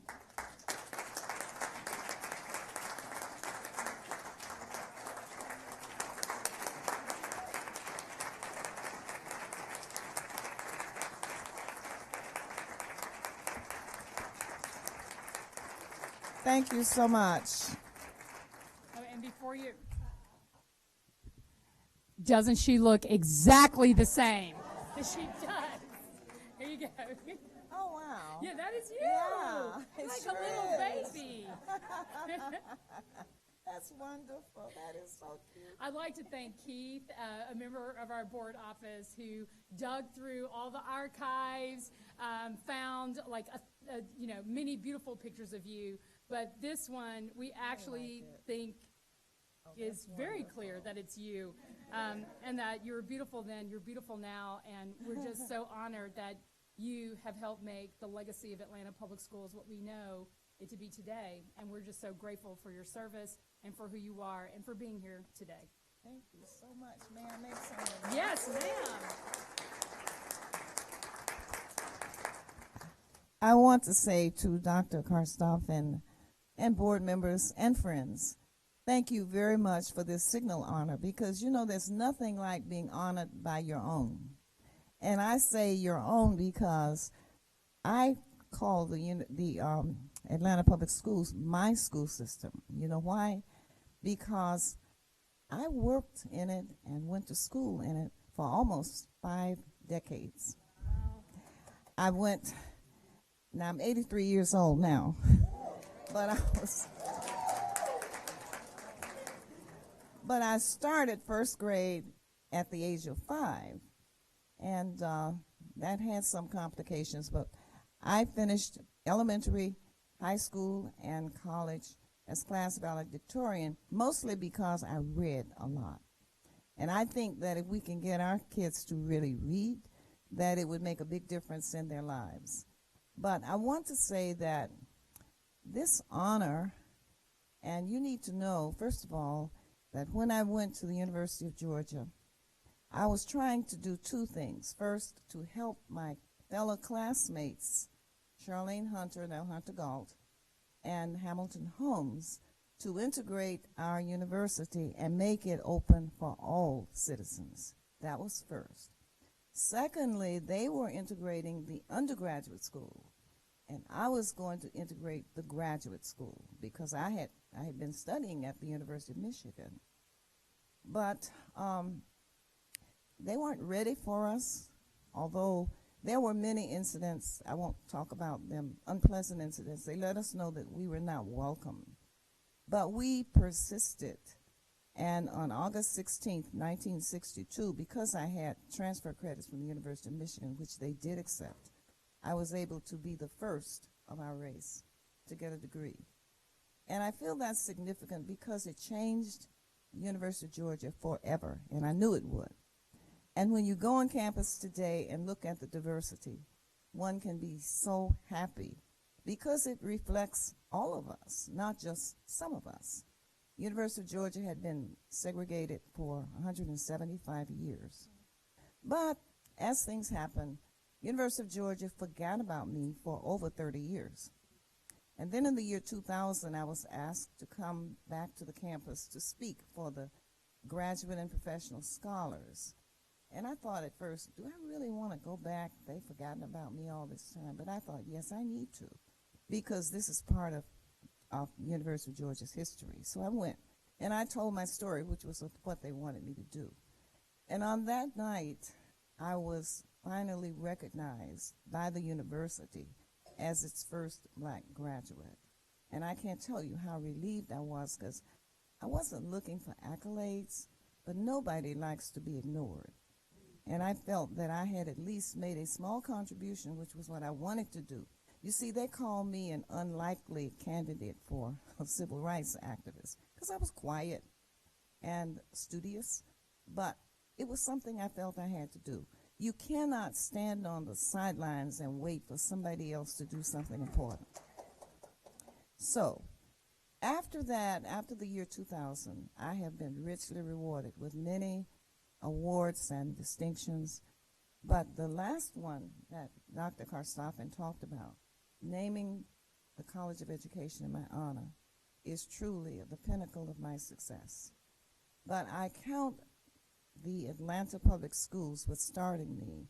I started my education in the Atlanta Public Schools, and I received a great education. And I went on to teach. And so now I feel that things have come full circle, and I'm so proud to be part of this school system. But there's another person in the audience that I want to mention. You may have seen him on People to People, Ralph Long Jr., who integrated Georgia Tech in 1961. So you see, we are all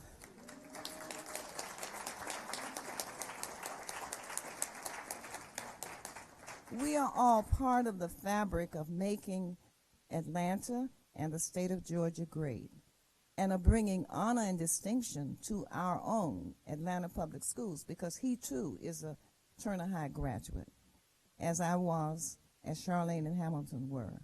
So I am proud, and I thank you for this signal honor, and that picture is really, it brings back a lot of memories. Thank you so much. Thank you. Thank you.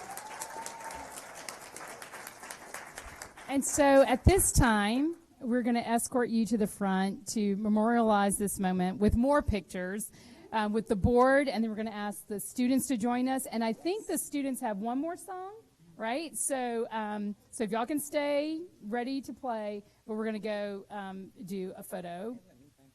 Oh, here's... Oh. I don't know if any of you knew this, but I was one of the first women band directors in the city.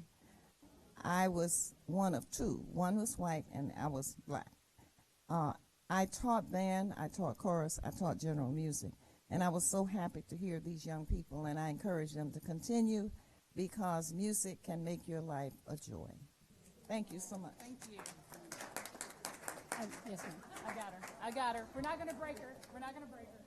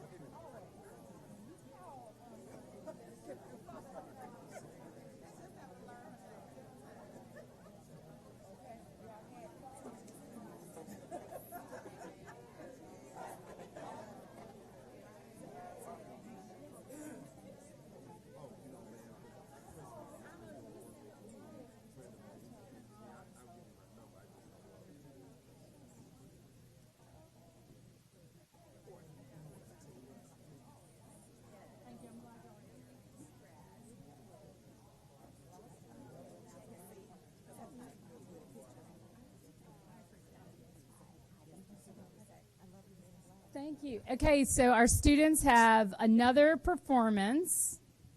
Are y'all ready? Let's do it.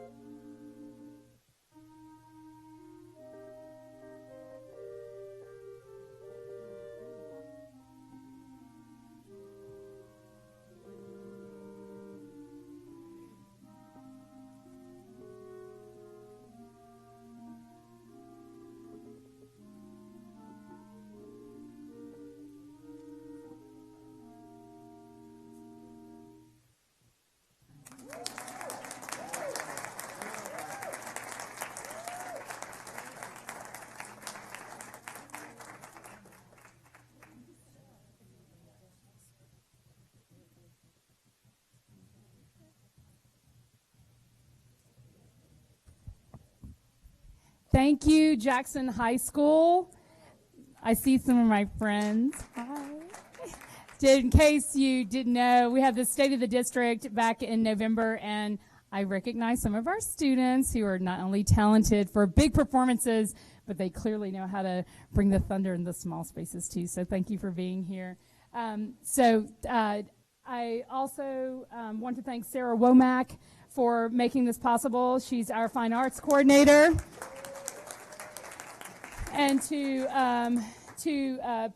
Pierre for helping us manage all the logistics. It was a lot, so thank you so much. And to the board for supporting us and wanting to recognize you. Everyone was so excited about the opportunity, and we're just so, again, honored to have you here today. And this is the most incredible way to start a new decade. So we've come a long way, and you've made that possible. We're grateful for you to allow us to stand on your shoulders to be where we are today. So bless you.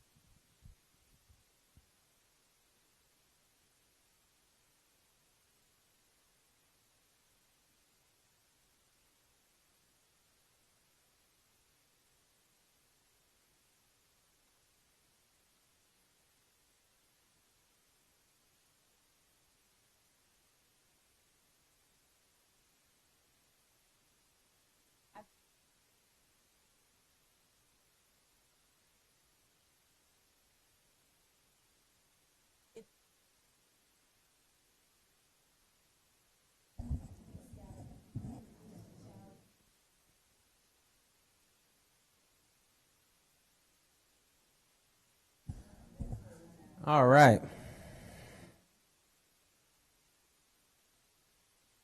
We will now hear from our public during this community meeting, the first community meeting of January 6, 2020, and the first community meeting in which we are live streaming public comments. Mr. Gaither, will you please go over the guidelines and call out the first person? Good evening and welcome to the public comment portion of tonight's agenda. In just a few moments, the board will begin hearing from those who signed up to speak by 5:50 p.m. The board welcomes your comments, but before we get started, please take note of the following guidelines on how public comment is conducted. The board has allocated 1 hour for public comment, and each speaker will only be allowed to speak once for a total of 2 minutes unless yielded an additional 2 minutes during the sign-in period. The board may elect to hear community comments in any order or sequence consistent with the board policy and is not limited by the order of the sign-up sheets.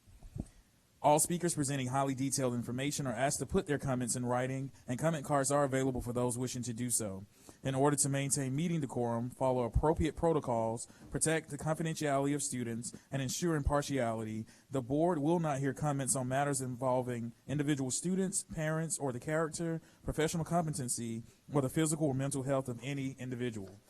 Also, the board will not hear public comment on personnel matters that specifically include the names or titles of employees. This includes, but is not limited to, contract non-renewals, position abolishment, the hiring or firing of staff, and investigative proceedings regarding allegations of misconduct. Comments regarding personnel issues should be sent in writing to Atlanta Board of Education, 130 Trinity Avenue, Southwest, Atlanta, Georgia 30303, or via email at boardcomments@atlantapublicschools.us.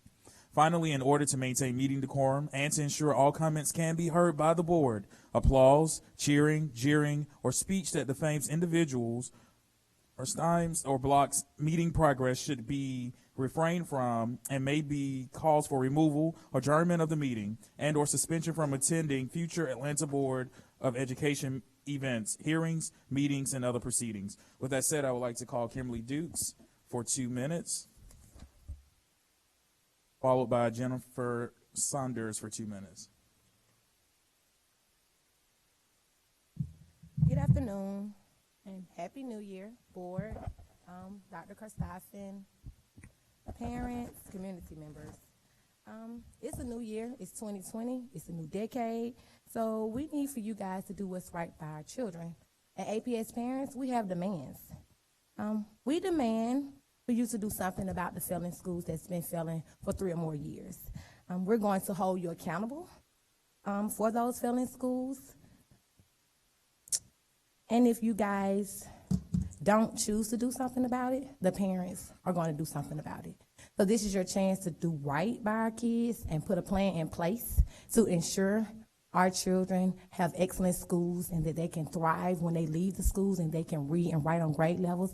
Because we're going to begin to tell parents, going to these failing schools, telling these parents that their kids can't read and write on grade level. We all know that. So this is your chance to do what's right, because if not, the parents of Atlanta Thrive will be in these communities educating the parents about what's going on. And that's a promise.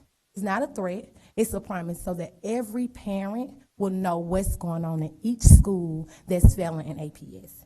So our demand, again, is for you to do something about these failing schools that's been failing for 3 or more years. Thank you. Jennifer Saunders, followed by Cedar Cook for 2 minutes.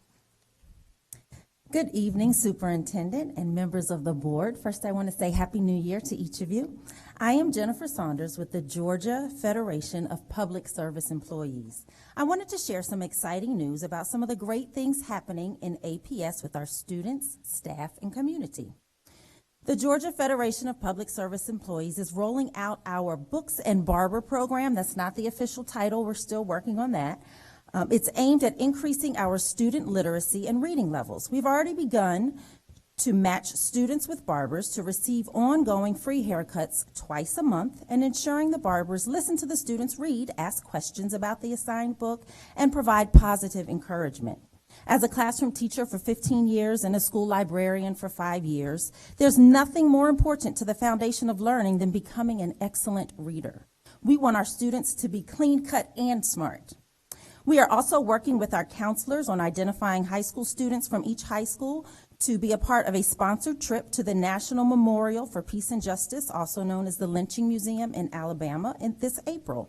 This museum was founded by Brian Stevenson, who is the focus of the upcoming movie Just Mercy, starring Jamie Foxx. Just before winter break, we were glad to co-sponsor a special meal with 20 parents and their students to celebrate the holidays. We provided each student with a book and several grade A gifts to ensure that they had a special holiday season. Finally, we're working with a number of allies, including the APS John Lewis Freedom Runners, on sponsoring a special event designed to bring attention to and raise money for the Pancreatic Cancer Network in light of John Lewis's recent announcement of his cancer diagnosis. We wish to thank our superintendent and the board for all of the great work you do, and we look forward to finishing this school year strong. Thank you. Thank you. Thank you. Cedar Cook for 2 minutes, followed by Ed Johnson for 4 minutes.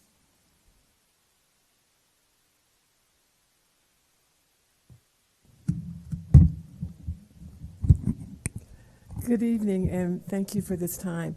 Thank you especially for deciding to videotape the comments of community members. Now the district and all of us who follow its activities may have an actual record of what we have said.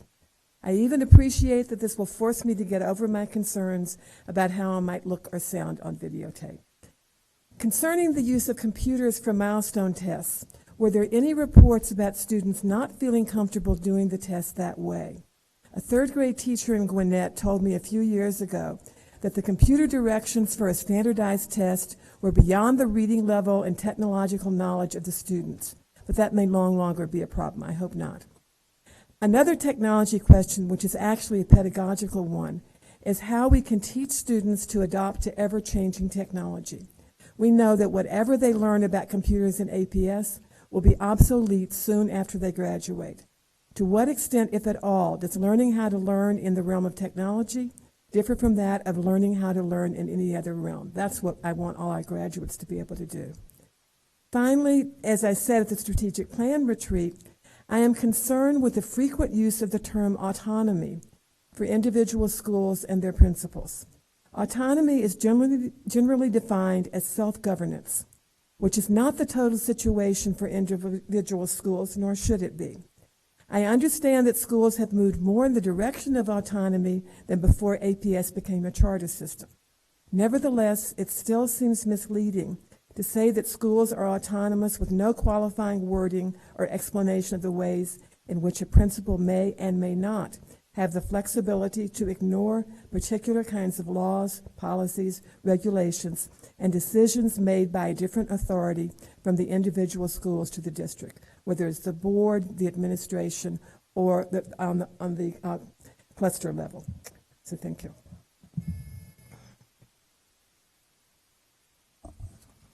Mr. Johnson for 4 minutes, followed by Mary Palmer for 4 minutes. Happy New Year. A few items, and if time permits, a couple of personal notes. First, before you consider including anything from the Aspen Institute in your strategic plan, I would encourage you to read a book by an Aspen Fellow, probably a former Aspen Fellow by now. His name is Anand Giridharadas, and the title of his book is Winners Take All, The Elite Charade of Changing the World.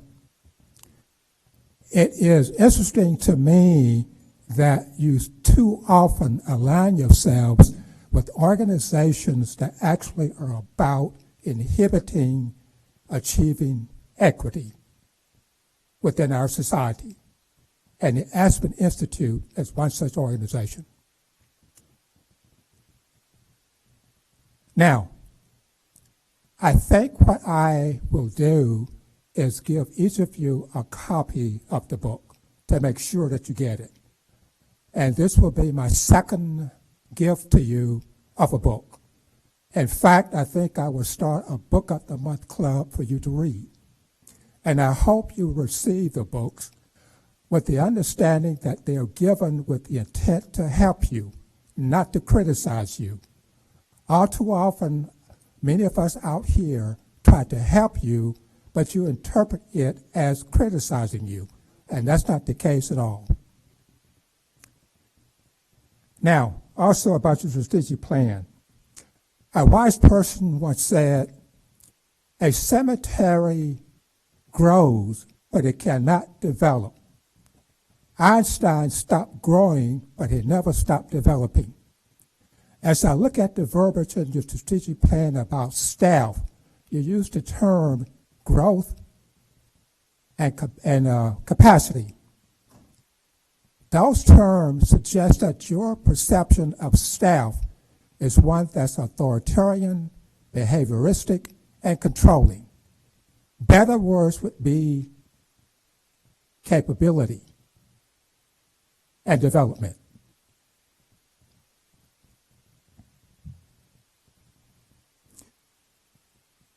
Putting first and second graders in front of computer screens is something that bothers me terribly. Emerging resource suggests that doing so is actually anti-child and even abusive. How are you going to stay on top of the issue? Will you, for example, conduct any kind of study to see what having children on computers in first and second grade will do to them academically from a longitudinal perspective, not just from one point in time's perspective? A personal note. On Thanksgiving, I was glad to learn that I have a relative, a family member, buried in France, a World War I veteran who gave his life for this country. So for me, a lot of what you do all of a sudden becomes more personal. And I would take offense to anybody who comes to you again and encourage you to stay the course, and that course is obviously leading to the destruction of public education in Atlanta. Thank you. Thank you. Mary Palmer for 4 minutes, followed by Crystal Jeffrey for 2 minutes. Good evening. Happy New Year 2020.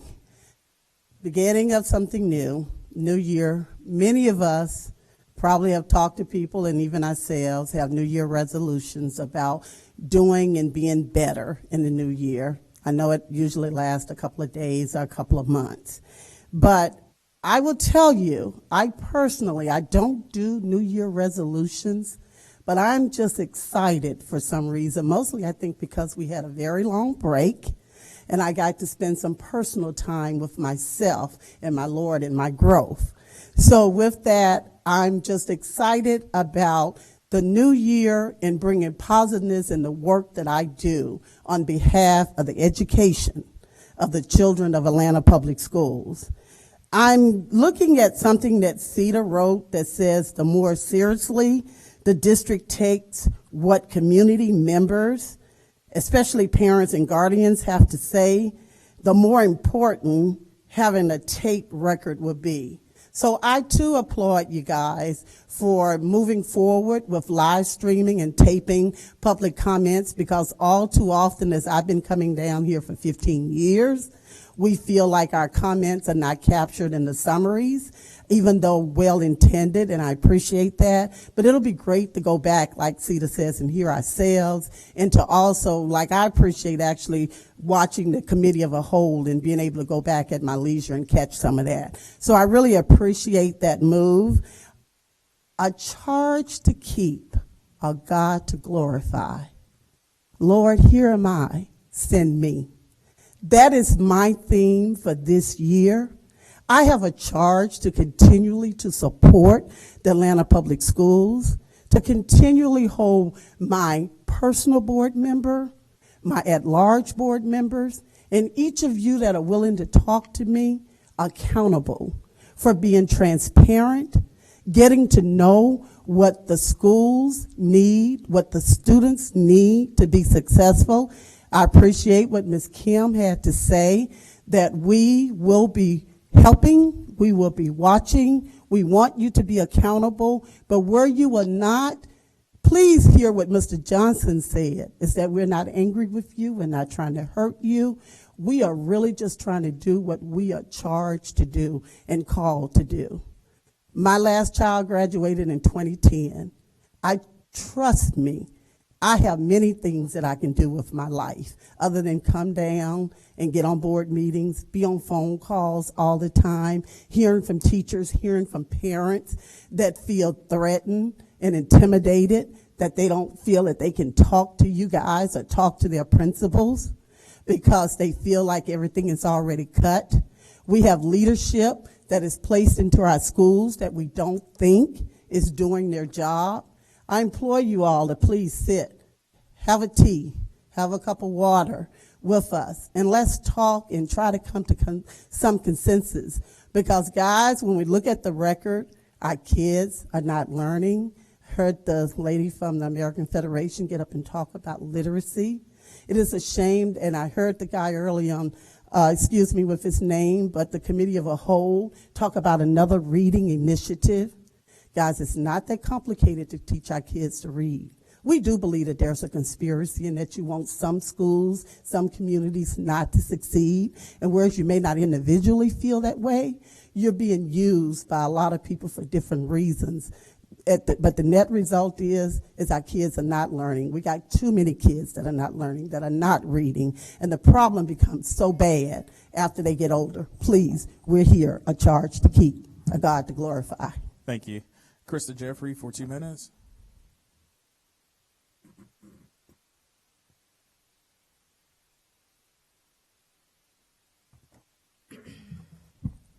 Good evening, Superintendent, Chairman, and members of the board. I am Crystal Jeffrey, Secretary Treasurer of ASME Georgia. I come as one, but I stand as behalf of 1.6 million members. On behalf of our bus operators, cafeteria workers, and indeed all of our members, I wish each and every one of you a Happy New Year. All the numbers are in, and I'm glad to say that we raised over $15,000 for Usher and Kimberly Elementary Schools. I want to thank each of you for your support, our superintendent for her participation, and our partners for joining us, including Jennifer Saunders and her organization, the Federation of Public Service Employees. I extend an invitation to the board chairman, Jason Estevez, and our superintendent, Dr. Christarfin, to join ASME at our annual MLK Labor Breakfast, and each of you to join our delegation in our King Day Parade as well. Someone from our office will be in contact with you guys with the details. We promise to keep the superintendent and the board updated on our Southwest Food Service excellence, and as you are aware, APS has a history of changing vendors negatively, impacting the schools, our students, and our workers. We are pleased to report Southwest Food Excellence is moving in the right direction and making some needed changes and enhancements in our nutritional programs. This disruption to our system, our students and workers have been kept to a minimum. We regularly meet with FSE to ensure we are effectively communicating and working together for our students. While we've accomplished much together, there remains much to do. We do not intend to bridle our tongue if things go south, but so far so good. We will be following up with a formal written report to the board soon. Thank you. Mr. Chair, this concludes public comment.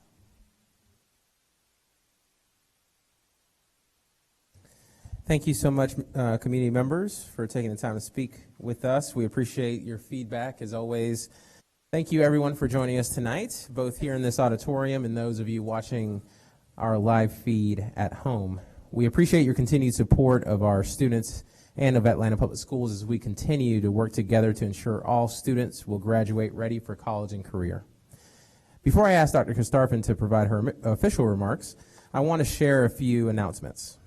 First, I want to let parents, teachers, and community members know that January is Gifted Education Month, as proclaimed by former Governor Nathan Deal back in January 2014. Annually, the Office of Gifted and Talented Education hosts events to raise awareness and celebrate our gifted students and families. Please visit www.atlantapublicschools.us/gifted to learn more. I also want to highlight that January is also National Human Trafficking Awareness Month. Domestic minor sex trafficking is a global problem that targets and victimizes the most vulnerable girls, boys, and transgender youth across our communities. With a bustling film and entertainment industry and one of the world's busiest airports, Atlanta has been ranked the number one destination for human sex trafficking. As a district, we are committed to doing our part to help end sex trafficking and the exploitation of children in our communities and neighborhoods. Now I want to give a brief update on the mid-year evaluation of the superintendent, Dr. Maria Kostarfin. As allowed by state law, we conduct such evaluations out of the view of the public because it allows the board to provide honest feedback to our one employee, the superintendent, in a way that is consistent with how employees in the district receive feedback, respectively and privately.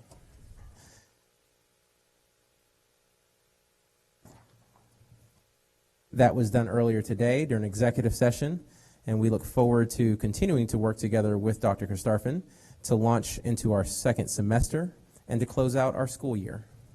Finally, earlier today, I was honored to be reelected as board chair of this school board, and I would like to again thank my colleagues for allowing me to continue to serve in this capacity. It's been an exciting 2 years, and it has been fun to see how much we have worked together and how much we have poured into our roles respectively and how much we've gotten done. Over the last 2 years, this board has held over 70 community meetings across the city. That's not including these board meetings. It doesn't include meetings held by the district. These are 70 meetings that board members had across this district. We also had 16 retreats, which I know many of you have felt because the board office has heard complaints from board members about how often we have these retreats. But we've also done a lot of good work in those retreats. We've developed a portrait of a graduate, a vision of excellence. We've engaged in strategic planning, facilities master planning, superintendent search, amongst other things. But there is still so much work to be done. The next 2 years will be pivotal in the trajectory of the Atlanta Public School System and its students. And in fact, I've spoken to many of you over the past couple of years, particularly when you were thinking about running for this board's term, and I told you that I thought that this term was going to be the most consequential term for APS in recent history. And that's not to diminish the prior term, which helped put the school system on the right path. But the work we are doing today ensures that this path of transformation and continual improvement is long-lasting. As a board, we've learned lots of lessons over the last couple of years, but there are two key ones upon which we have learned and acted upon. First, poverty. Poverty is the biggest factor impacting urban public education today. And unless we tackle equity and leave nothing on the table for our students, we will not be the education system our students deserve. So this board embarked on, amongst other things, important work around equity and passed a pretty bold equity policy. The work we are doing with the strategic plan is allowing us to bake equity in everything we do to ensure poverty is not a barrier to academic achievement and choice-filled lives for our students. But we've also learned that the only way we truly make long-lasting change as a board is by having good governance practices in place. When we look back at APS over the last couple decades, from a governance perspective, we have had our challenges, and there is no need to recount those challenges. And while we've made changes and significantly improved over the last 6 years, it is incumbent on us to ensure our board has implemented the best governance practices by the time our term ends in 2021.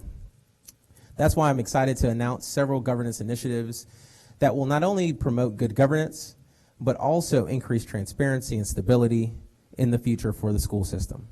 The initiatives are as follows. First, as you saw earlier today, we have started to broadcast public comment. These will be live streamed for each and every meeting moving forward. Second, in an effort to promote more stability and ensure a transfer of knowledge, we will be requesting that the legislature amend our charter to stagger elections moving forward. All of our seats will be up for election in 2021. And then, under the amendment, the staggering would start in 2023 with odd number seats going first, and then in 2025 with the even numbered seats. After that, the school board would be on staggered terms, allowing us to ensure that that there's continuity among members of the board. We will also adopt a student-focused governance framework, similar to what has been recommended as a best practice from the Council of Great City Schools. That work would begin in the spring, but would not be finalized until a new superintendent is in place. Fourth, starting in August, we will adjust the board meeting structure to separate the work session from the legislative meeting. The first Monday of the month would be a work session, and the second Monday of the month would be a legislative meeting. This would also allow us to explore other options, such as having work sessions in different parts of the city. Fifth, we will partner with nonprofits to create a leadership training program for prospective board members, go-team members, and constituents who are simply interested in taking a deeper dive into APS and how it is governed. This will provide us with a bench of leaders ready to support the school system from our go-teams on up to the school board. Sixth, we will evaluate our governance platform, which is Board Docs, and consider any upgrades and changes to ensure that we have the most user-friendly experience available as it relates to our governance platform. And finally, we will draft a governance manual to codify our policies and processes to ensure that future boards and superintendents have a guide on how to move forward. The document will be drafted by the newly reinstated Board Development Committee and in partnership with the Policy Committee. Speaking of committees, I will now appoint those as follows. First, the Budget Committee will be chaired by Michelle Limpiadis and will include Nancy Meister and Ishay Collins. Policy will be chaired by Candace Wood Jackson and include Cynthia Briscoe Brown and Erica Mitchell. The Board Development Committee will be chaired by Cynthia Briscoe Brown and include Leslie Grant and Aretta Baldwin. The Audit Committee, whose chair will be selected by the committee, will include Erica Mitchell, Aretta Baldwin, and Leslie Grant. The Accountability Committee will be chaired by Ishay Collins and include Jason Estevet, me, and Michelle Limpiadis. And our legislative liaisons, which will work with me and the superintendent and the administration to ensure that we have smooth legislative sessions, will be Ishay Collins and Erica Mitchell. As I said before, the work is not done yet, and this is an ambitious agenda, particularly because it does not include all of the stuff we'll be doing. So I look forward to working with all of you over the next 2 years, not only those on the board, but those in the administration, our staff, our teachers, to ensure that APS is in a much better place by the time our board term ends. I will now turn it over to Dr. Starfin for her remarks. Great. Welcome back, everyone. Happy 2020, the new decade, and the beginning of second semester. Thank you, Mr. Chair, and welcome back to the board and our community and all of our colleagues and friends and students and families out in APS. I hope that everyone got rested and rejuvenated over the break because we still have a big stretch ahead as there is still a lot of work to do on the journey of transformation. If you were here tonight, you were able to meet a legendary American civil rights icon. We were so grateful to be able to recognize Mary Frances Early. She came to right before the community meeting where we were able to thank her for her service to APS, starting as a student all the way to becoming the music director, but she is most known for her work in the civil rights movement. In 1961, amid the turmoil of civil rights, she became the first African American to earn a degree at the University of Georgia, a master's in music education. As part of her long career, she became the music director for Atlanta Public Schools. And last year, the State Board of Regents named the University of Georgia's College of Education after her. And so she's 82 years old. She's still young and beautiful and just filled with many, many words of wisdom, and was able to hear some of our students from Jackson High School play for her as well, given that she was a former music teacher and, of course, director in APS. So thank you to her and her family. I know that it took a lot for them to be here tonight, and we were so grateful to be able to spend some time with them. A recap of our work session earlier today included 4 presentations related to the current strategic plan. Our first presentation was by Bill Karich, the Chief Accountability and Information Officer, on the district's progress on key accountability, instructional technology, and information technology initiatives. He discussed our resources for students and supports for schools, technical and instructional, and security for student and employee data, laid out some of the directions and challenges for APS, especially to truly become a 21st century school system under the pressures of evolving technology and the threats against technology. But it was a very meaty conversation, and we appreciate all the work that his team did. They were able to come and be part of that today, and so we want to thank them again for their leadership. Following that, Jasper Jewell, the athletics director, provided an update on athletics in Atlanta Public Schools. As he reported, athletics has consistently increased over the years, with more than 5,600 students participating each year in some sort of athletic endeavor. Please look at the PowerPoint, the presentation, because there's lots of data about the various sports, the participation, the demographic breakdown of that, and areas where we've made investments, both in facilities and in programming. For our third presentation, Angela King-Smith, the Chief Engagement Officer, provided an update on the development of our next 5-year strategic plan for 2020 through 2025. Much work remains. We are on target for the board to consider a final plan at its March meeting. And then finally, the Chief Financial Officer, Lisa Bracken, provided us with our fiscal year 2020 monthly financial update. She also provided information regarding the current general fund financials and fiscal year 2021 school allocations. My last part of the remarks tonight are related to data, the state data releases. We had a few more that hit right before winter break. This is also part of the superintendent's evaluation check-in. At the high level, we remain on target with our 5-year strategic plan, and as reported earlier today, we are making strong progress in building the next strategic plan. I highlighted for the board where we are on several measures, including the transformation strategy as it relates to the Georgia milestones and tracking our students through that work by measuring proficiency in the various subject areas. We also checked in on the high school graduation rate and our efforts to narrow the graduation gap, especially in Black, Hispanic, and students with disabilities.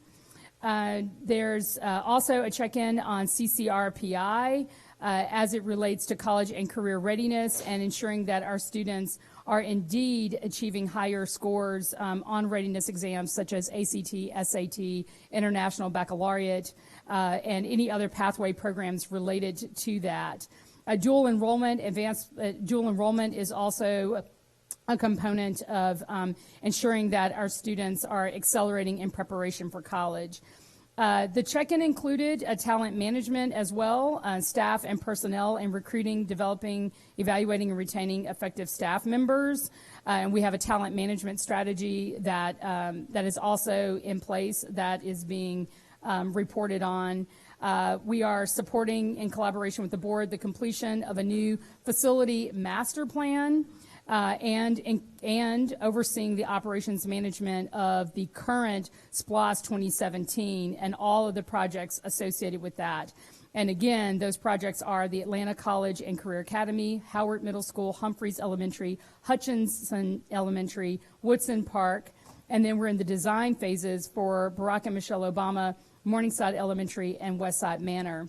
We're also still working to prepare a more equitable operating budget with stakeholder input and to ensure that the district stays in strong financial condition in preparation for the next school year. And finally, I updated the board about our work, as you heard earlier today in the work session, working in collaboration with them on the 2020-2025 strategic plan. Through the lens of school excellence and the portrait of the graduate and our equity policy.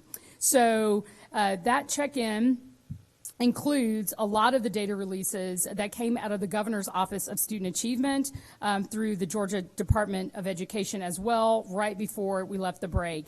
You may have heard that we had some good news about our schools beating the odds. The Governor's Office of Student Achievement, beating up the odds analysis, reported that we earned that 36 APS schools performed better than expected on the College and Career Readiness Performance Index, or CCRPI, when compared with schools with similar demographics across the state. We don't ever quite get the chance to say that we're number one in anything, but we were actually number one in the metro area for the percentage of schools that beat the odds, and we also outperformed the state. Based on the calculations released by the state, APS with 41% had the highest percentage of schools that beat the odds when compared to other metro districts. In addition, that beating the state average meant that APS came in at 31%.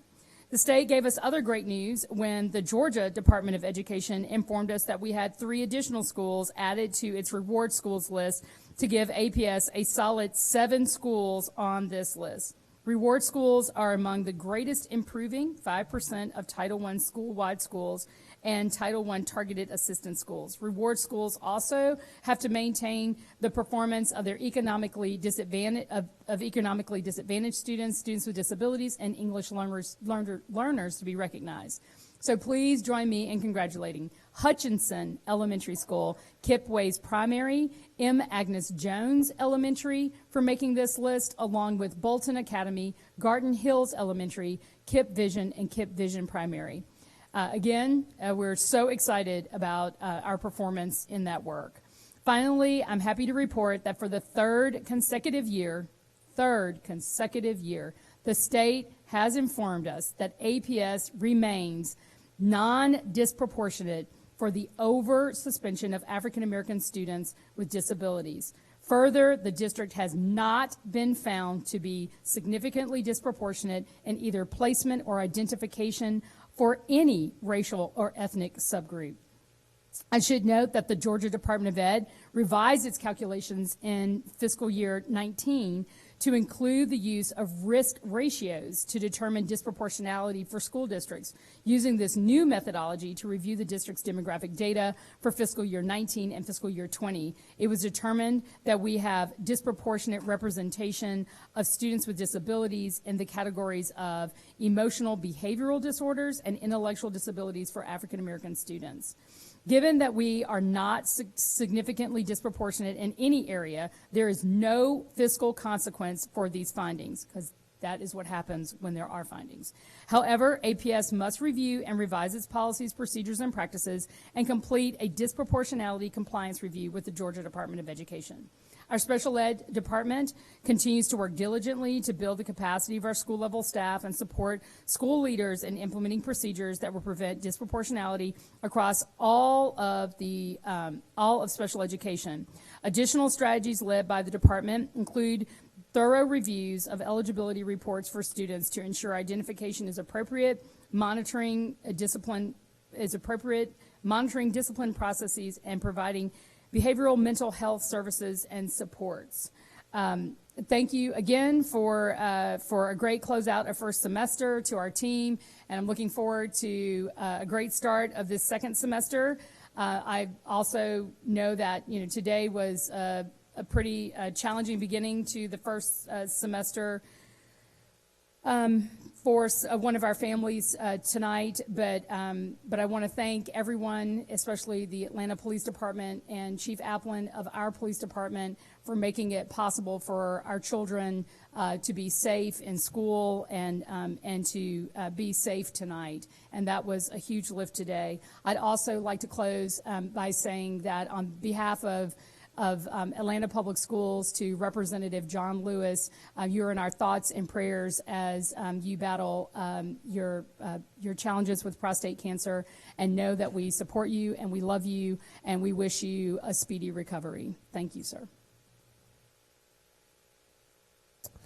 Thank you so much, Dr. Scarf. Can you please present the consent agenda? Yes, sir. Mr. Chair, members of the board, I'm pleased to submit consent agenda items 5.01 through 8.01 for board approval. All right. Is there a motion to approve consent agenda items 5.01 through 8.01? So moved. Been properly moved by Isha Collins. Is there a second? Second. Seconded by Cynthia Briscoe Brown. Is there a discussion? Or questions? Questions or discussion? Aretta? Just quick clarification for 7.04. I just want to clarify that those are replacement buses and not incremental buses. Yes, they are replacement. Mr. Chair, members of the board, board member Aretta Baldwin. Baldwin. Thank you. Baldwin.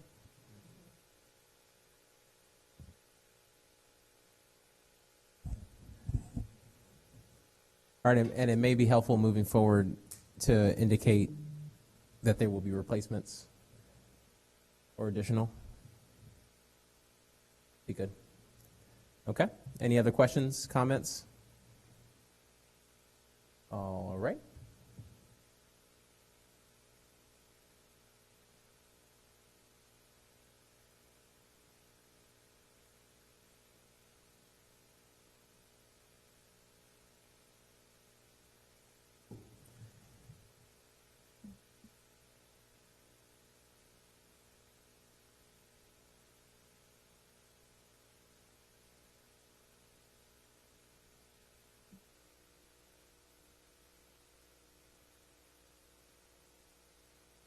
Okay, thank you. Madam General Counsel, is there need? I was trying to see whether there is another item. I was trying to read and talk at the same time. Madam General Counsel, is there a need for the board to report out from executive session? Yes, Mr. Chair, the board will need to. The first one, I would request a motion that the Atlanta Board of Education uphold the decision of the hearing officer.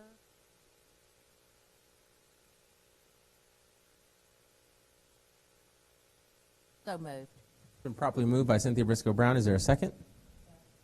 Seconded by Leslie Grant. Any discussion? Open the vote.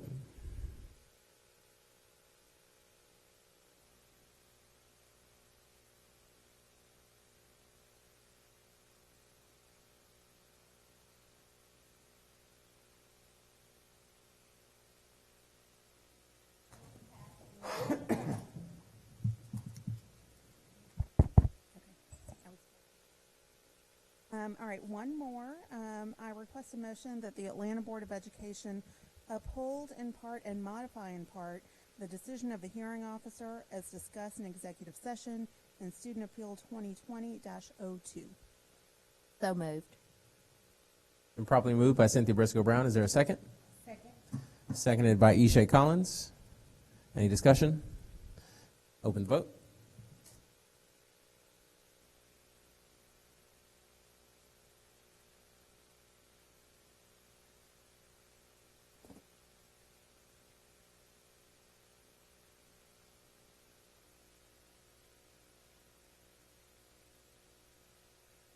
Thank you. I think that is it for there. Next up on the agenda is an informational line item, which we can probably remove, or very likely remove going forward, which is a report out from the community meeting, because the community meetings are live stream. I don't think there is need to report out from the community. That is typically done by our illustrious vice chair, newly reelected Ishay Collins. So I'll take this moment to, instead of asking her to report out, to congratulate her on being reelected as vice chair, and to thank her for all that she does and has done, particularly over the last 2 years, taking copious notes and reporting out from the community meeting. Ishay, I'll throw it over to you to give brief remarks. My final remarks, we had 6 speakers for tonight. No, I wasn't going to the detail, but I was ready. No, just thanking my colleagues on the board, and just appreciate working with everyone. Really excited about the next 2 years and the great work that we'll continue to do. Let's continue to get some rest, eat well, because we still have a lot of great work to do. So thank you guys so much. I appreciate your support. Great. Thank you so much. Is there a report out from board conferences?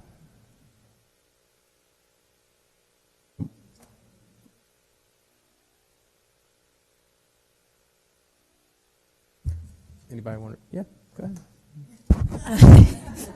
You said it. Well, you said it. You could have easily said there's no report out, but you said it. There were quite a few of us that attended the Georgia School Board Association December conference, and I went to get some board training, and I know Cynthia did as well, as did Erica.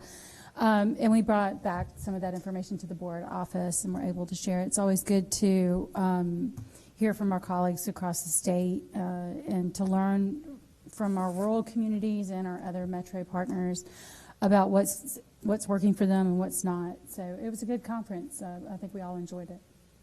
And I did not attend the conference, but I did go to the board chair luncheon. Yes, I was told you were at the lunch, yes. And it was good to connect with other board chairs across the state. It was actually very welcoming because APS had not traditionally been engaged with the GSBA. So I look forward to engaging more on the GSBA front. Loretta? I just want to give a shout out to board member Erica Mitchell, who actually did conduct a session on the domestic sex trafficking policy that was recently added to the Atlanta policy, and it was very well attended and very well executed. So congratulations, Erica, on that. Great. Any report out from board committees? We'll definitely do that next month. All right. With that, I'll entertain a motion to adjourn. And prior to leaving, board members, we didn't take a picture today, but I kind of want to take a selfie. So if we can stay behind, we can take a selfie really quickly here. Can I have a motion to adjourn the meeting? So moved. It's been properly moved by Erica Mitchell, seconded by Ishay Collins. All in favor, say aye. Any opposed? Motion carries. Meeting adjourned. Thank you. Thank you. Appreciate it. Let's just put the actual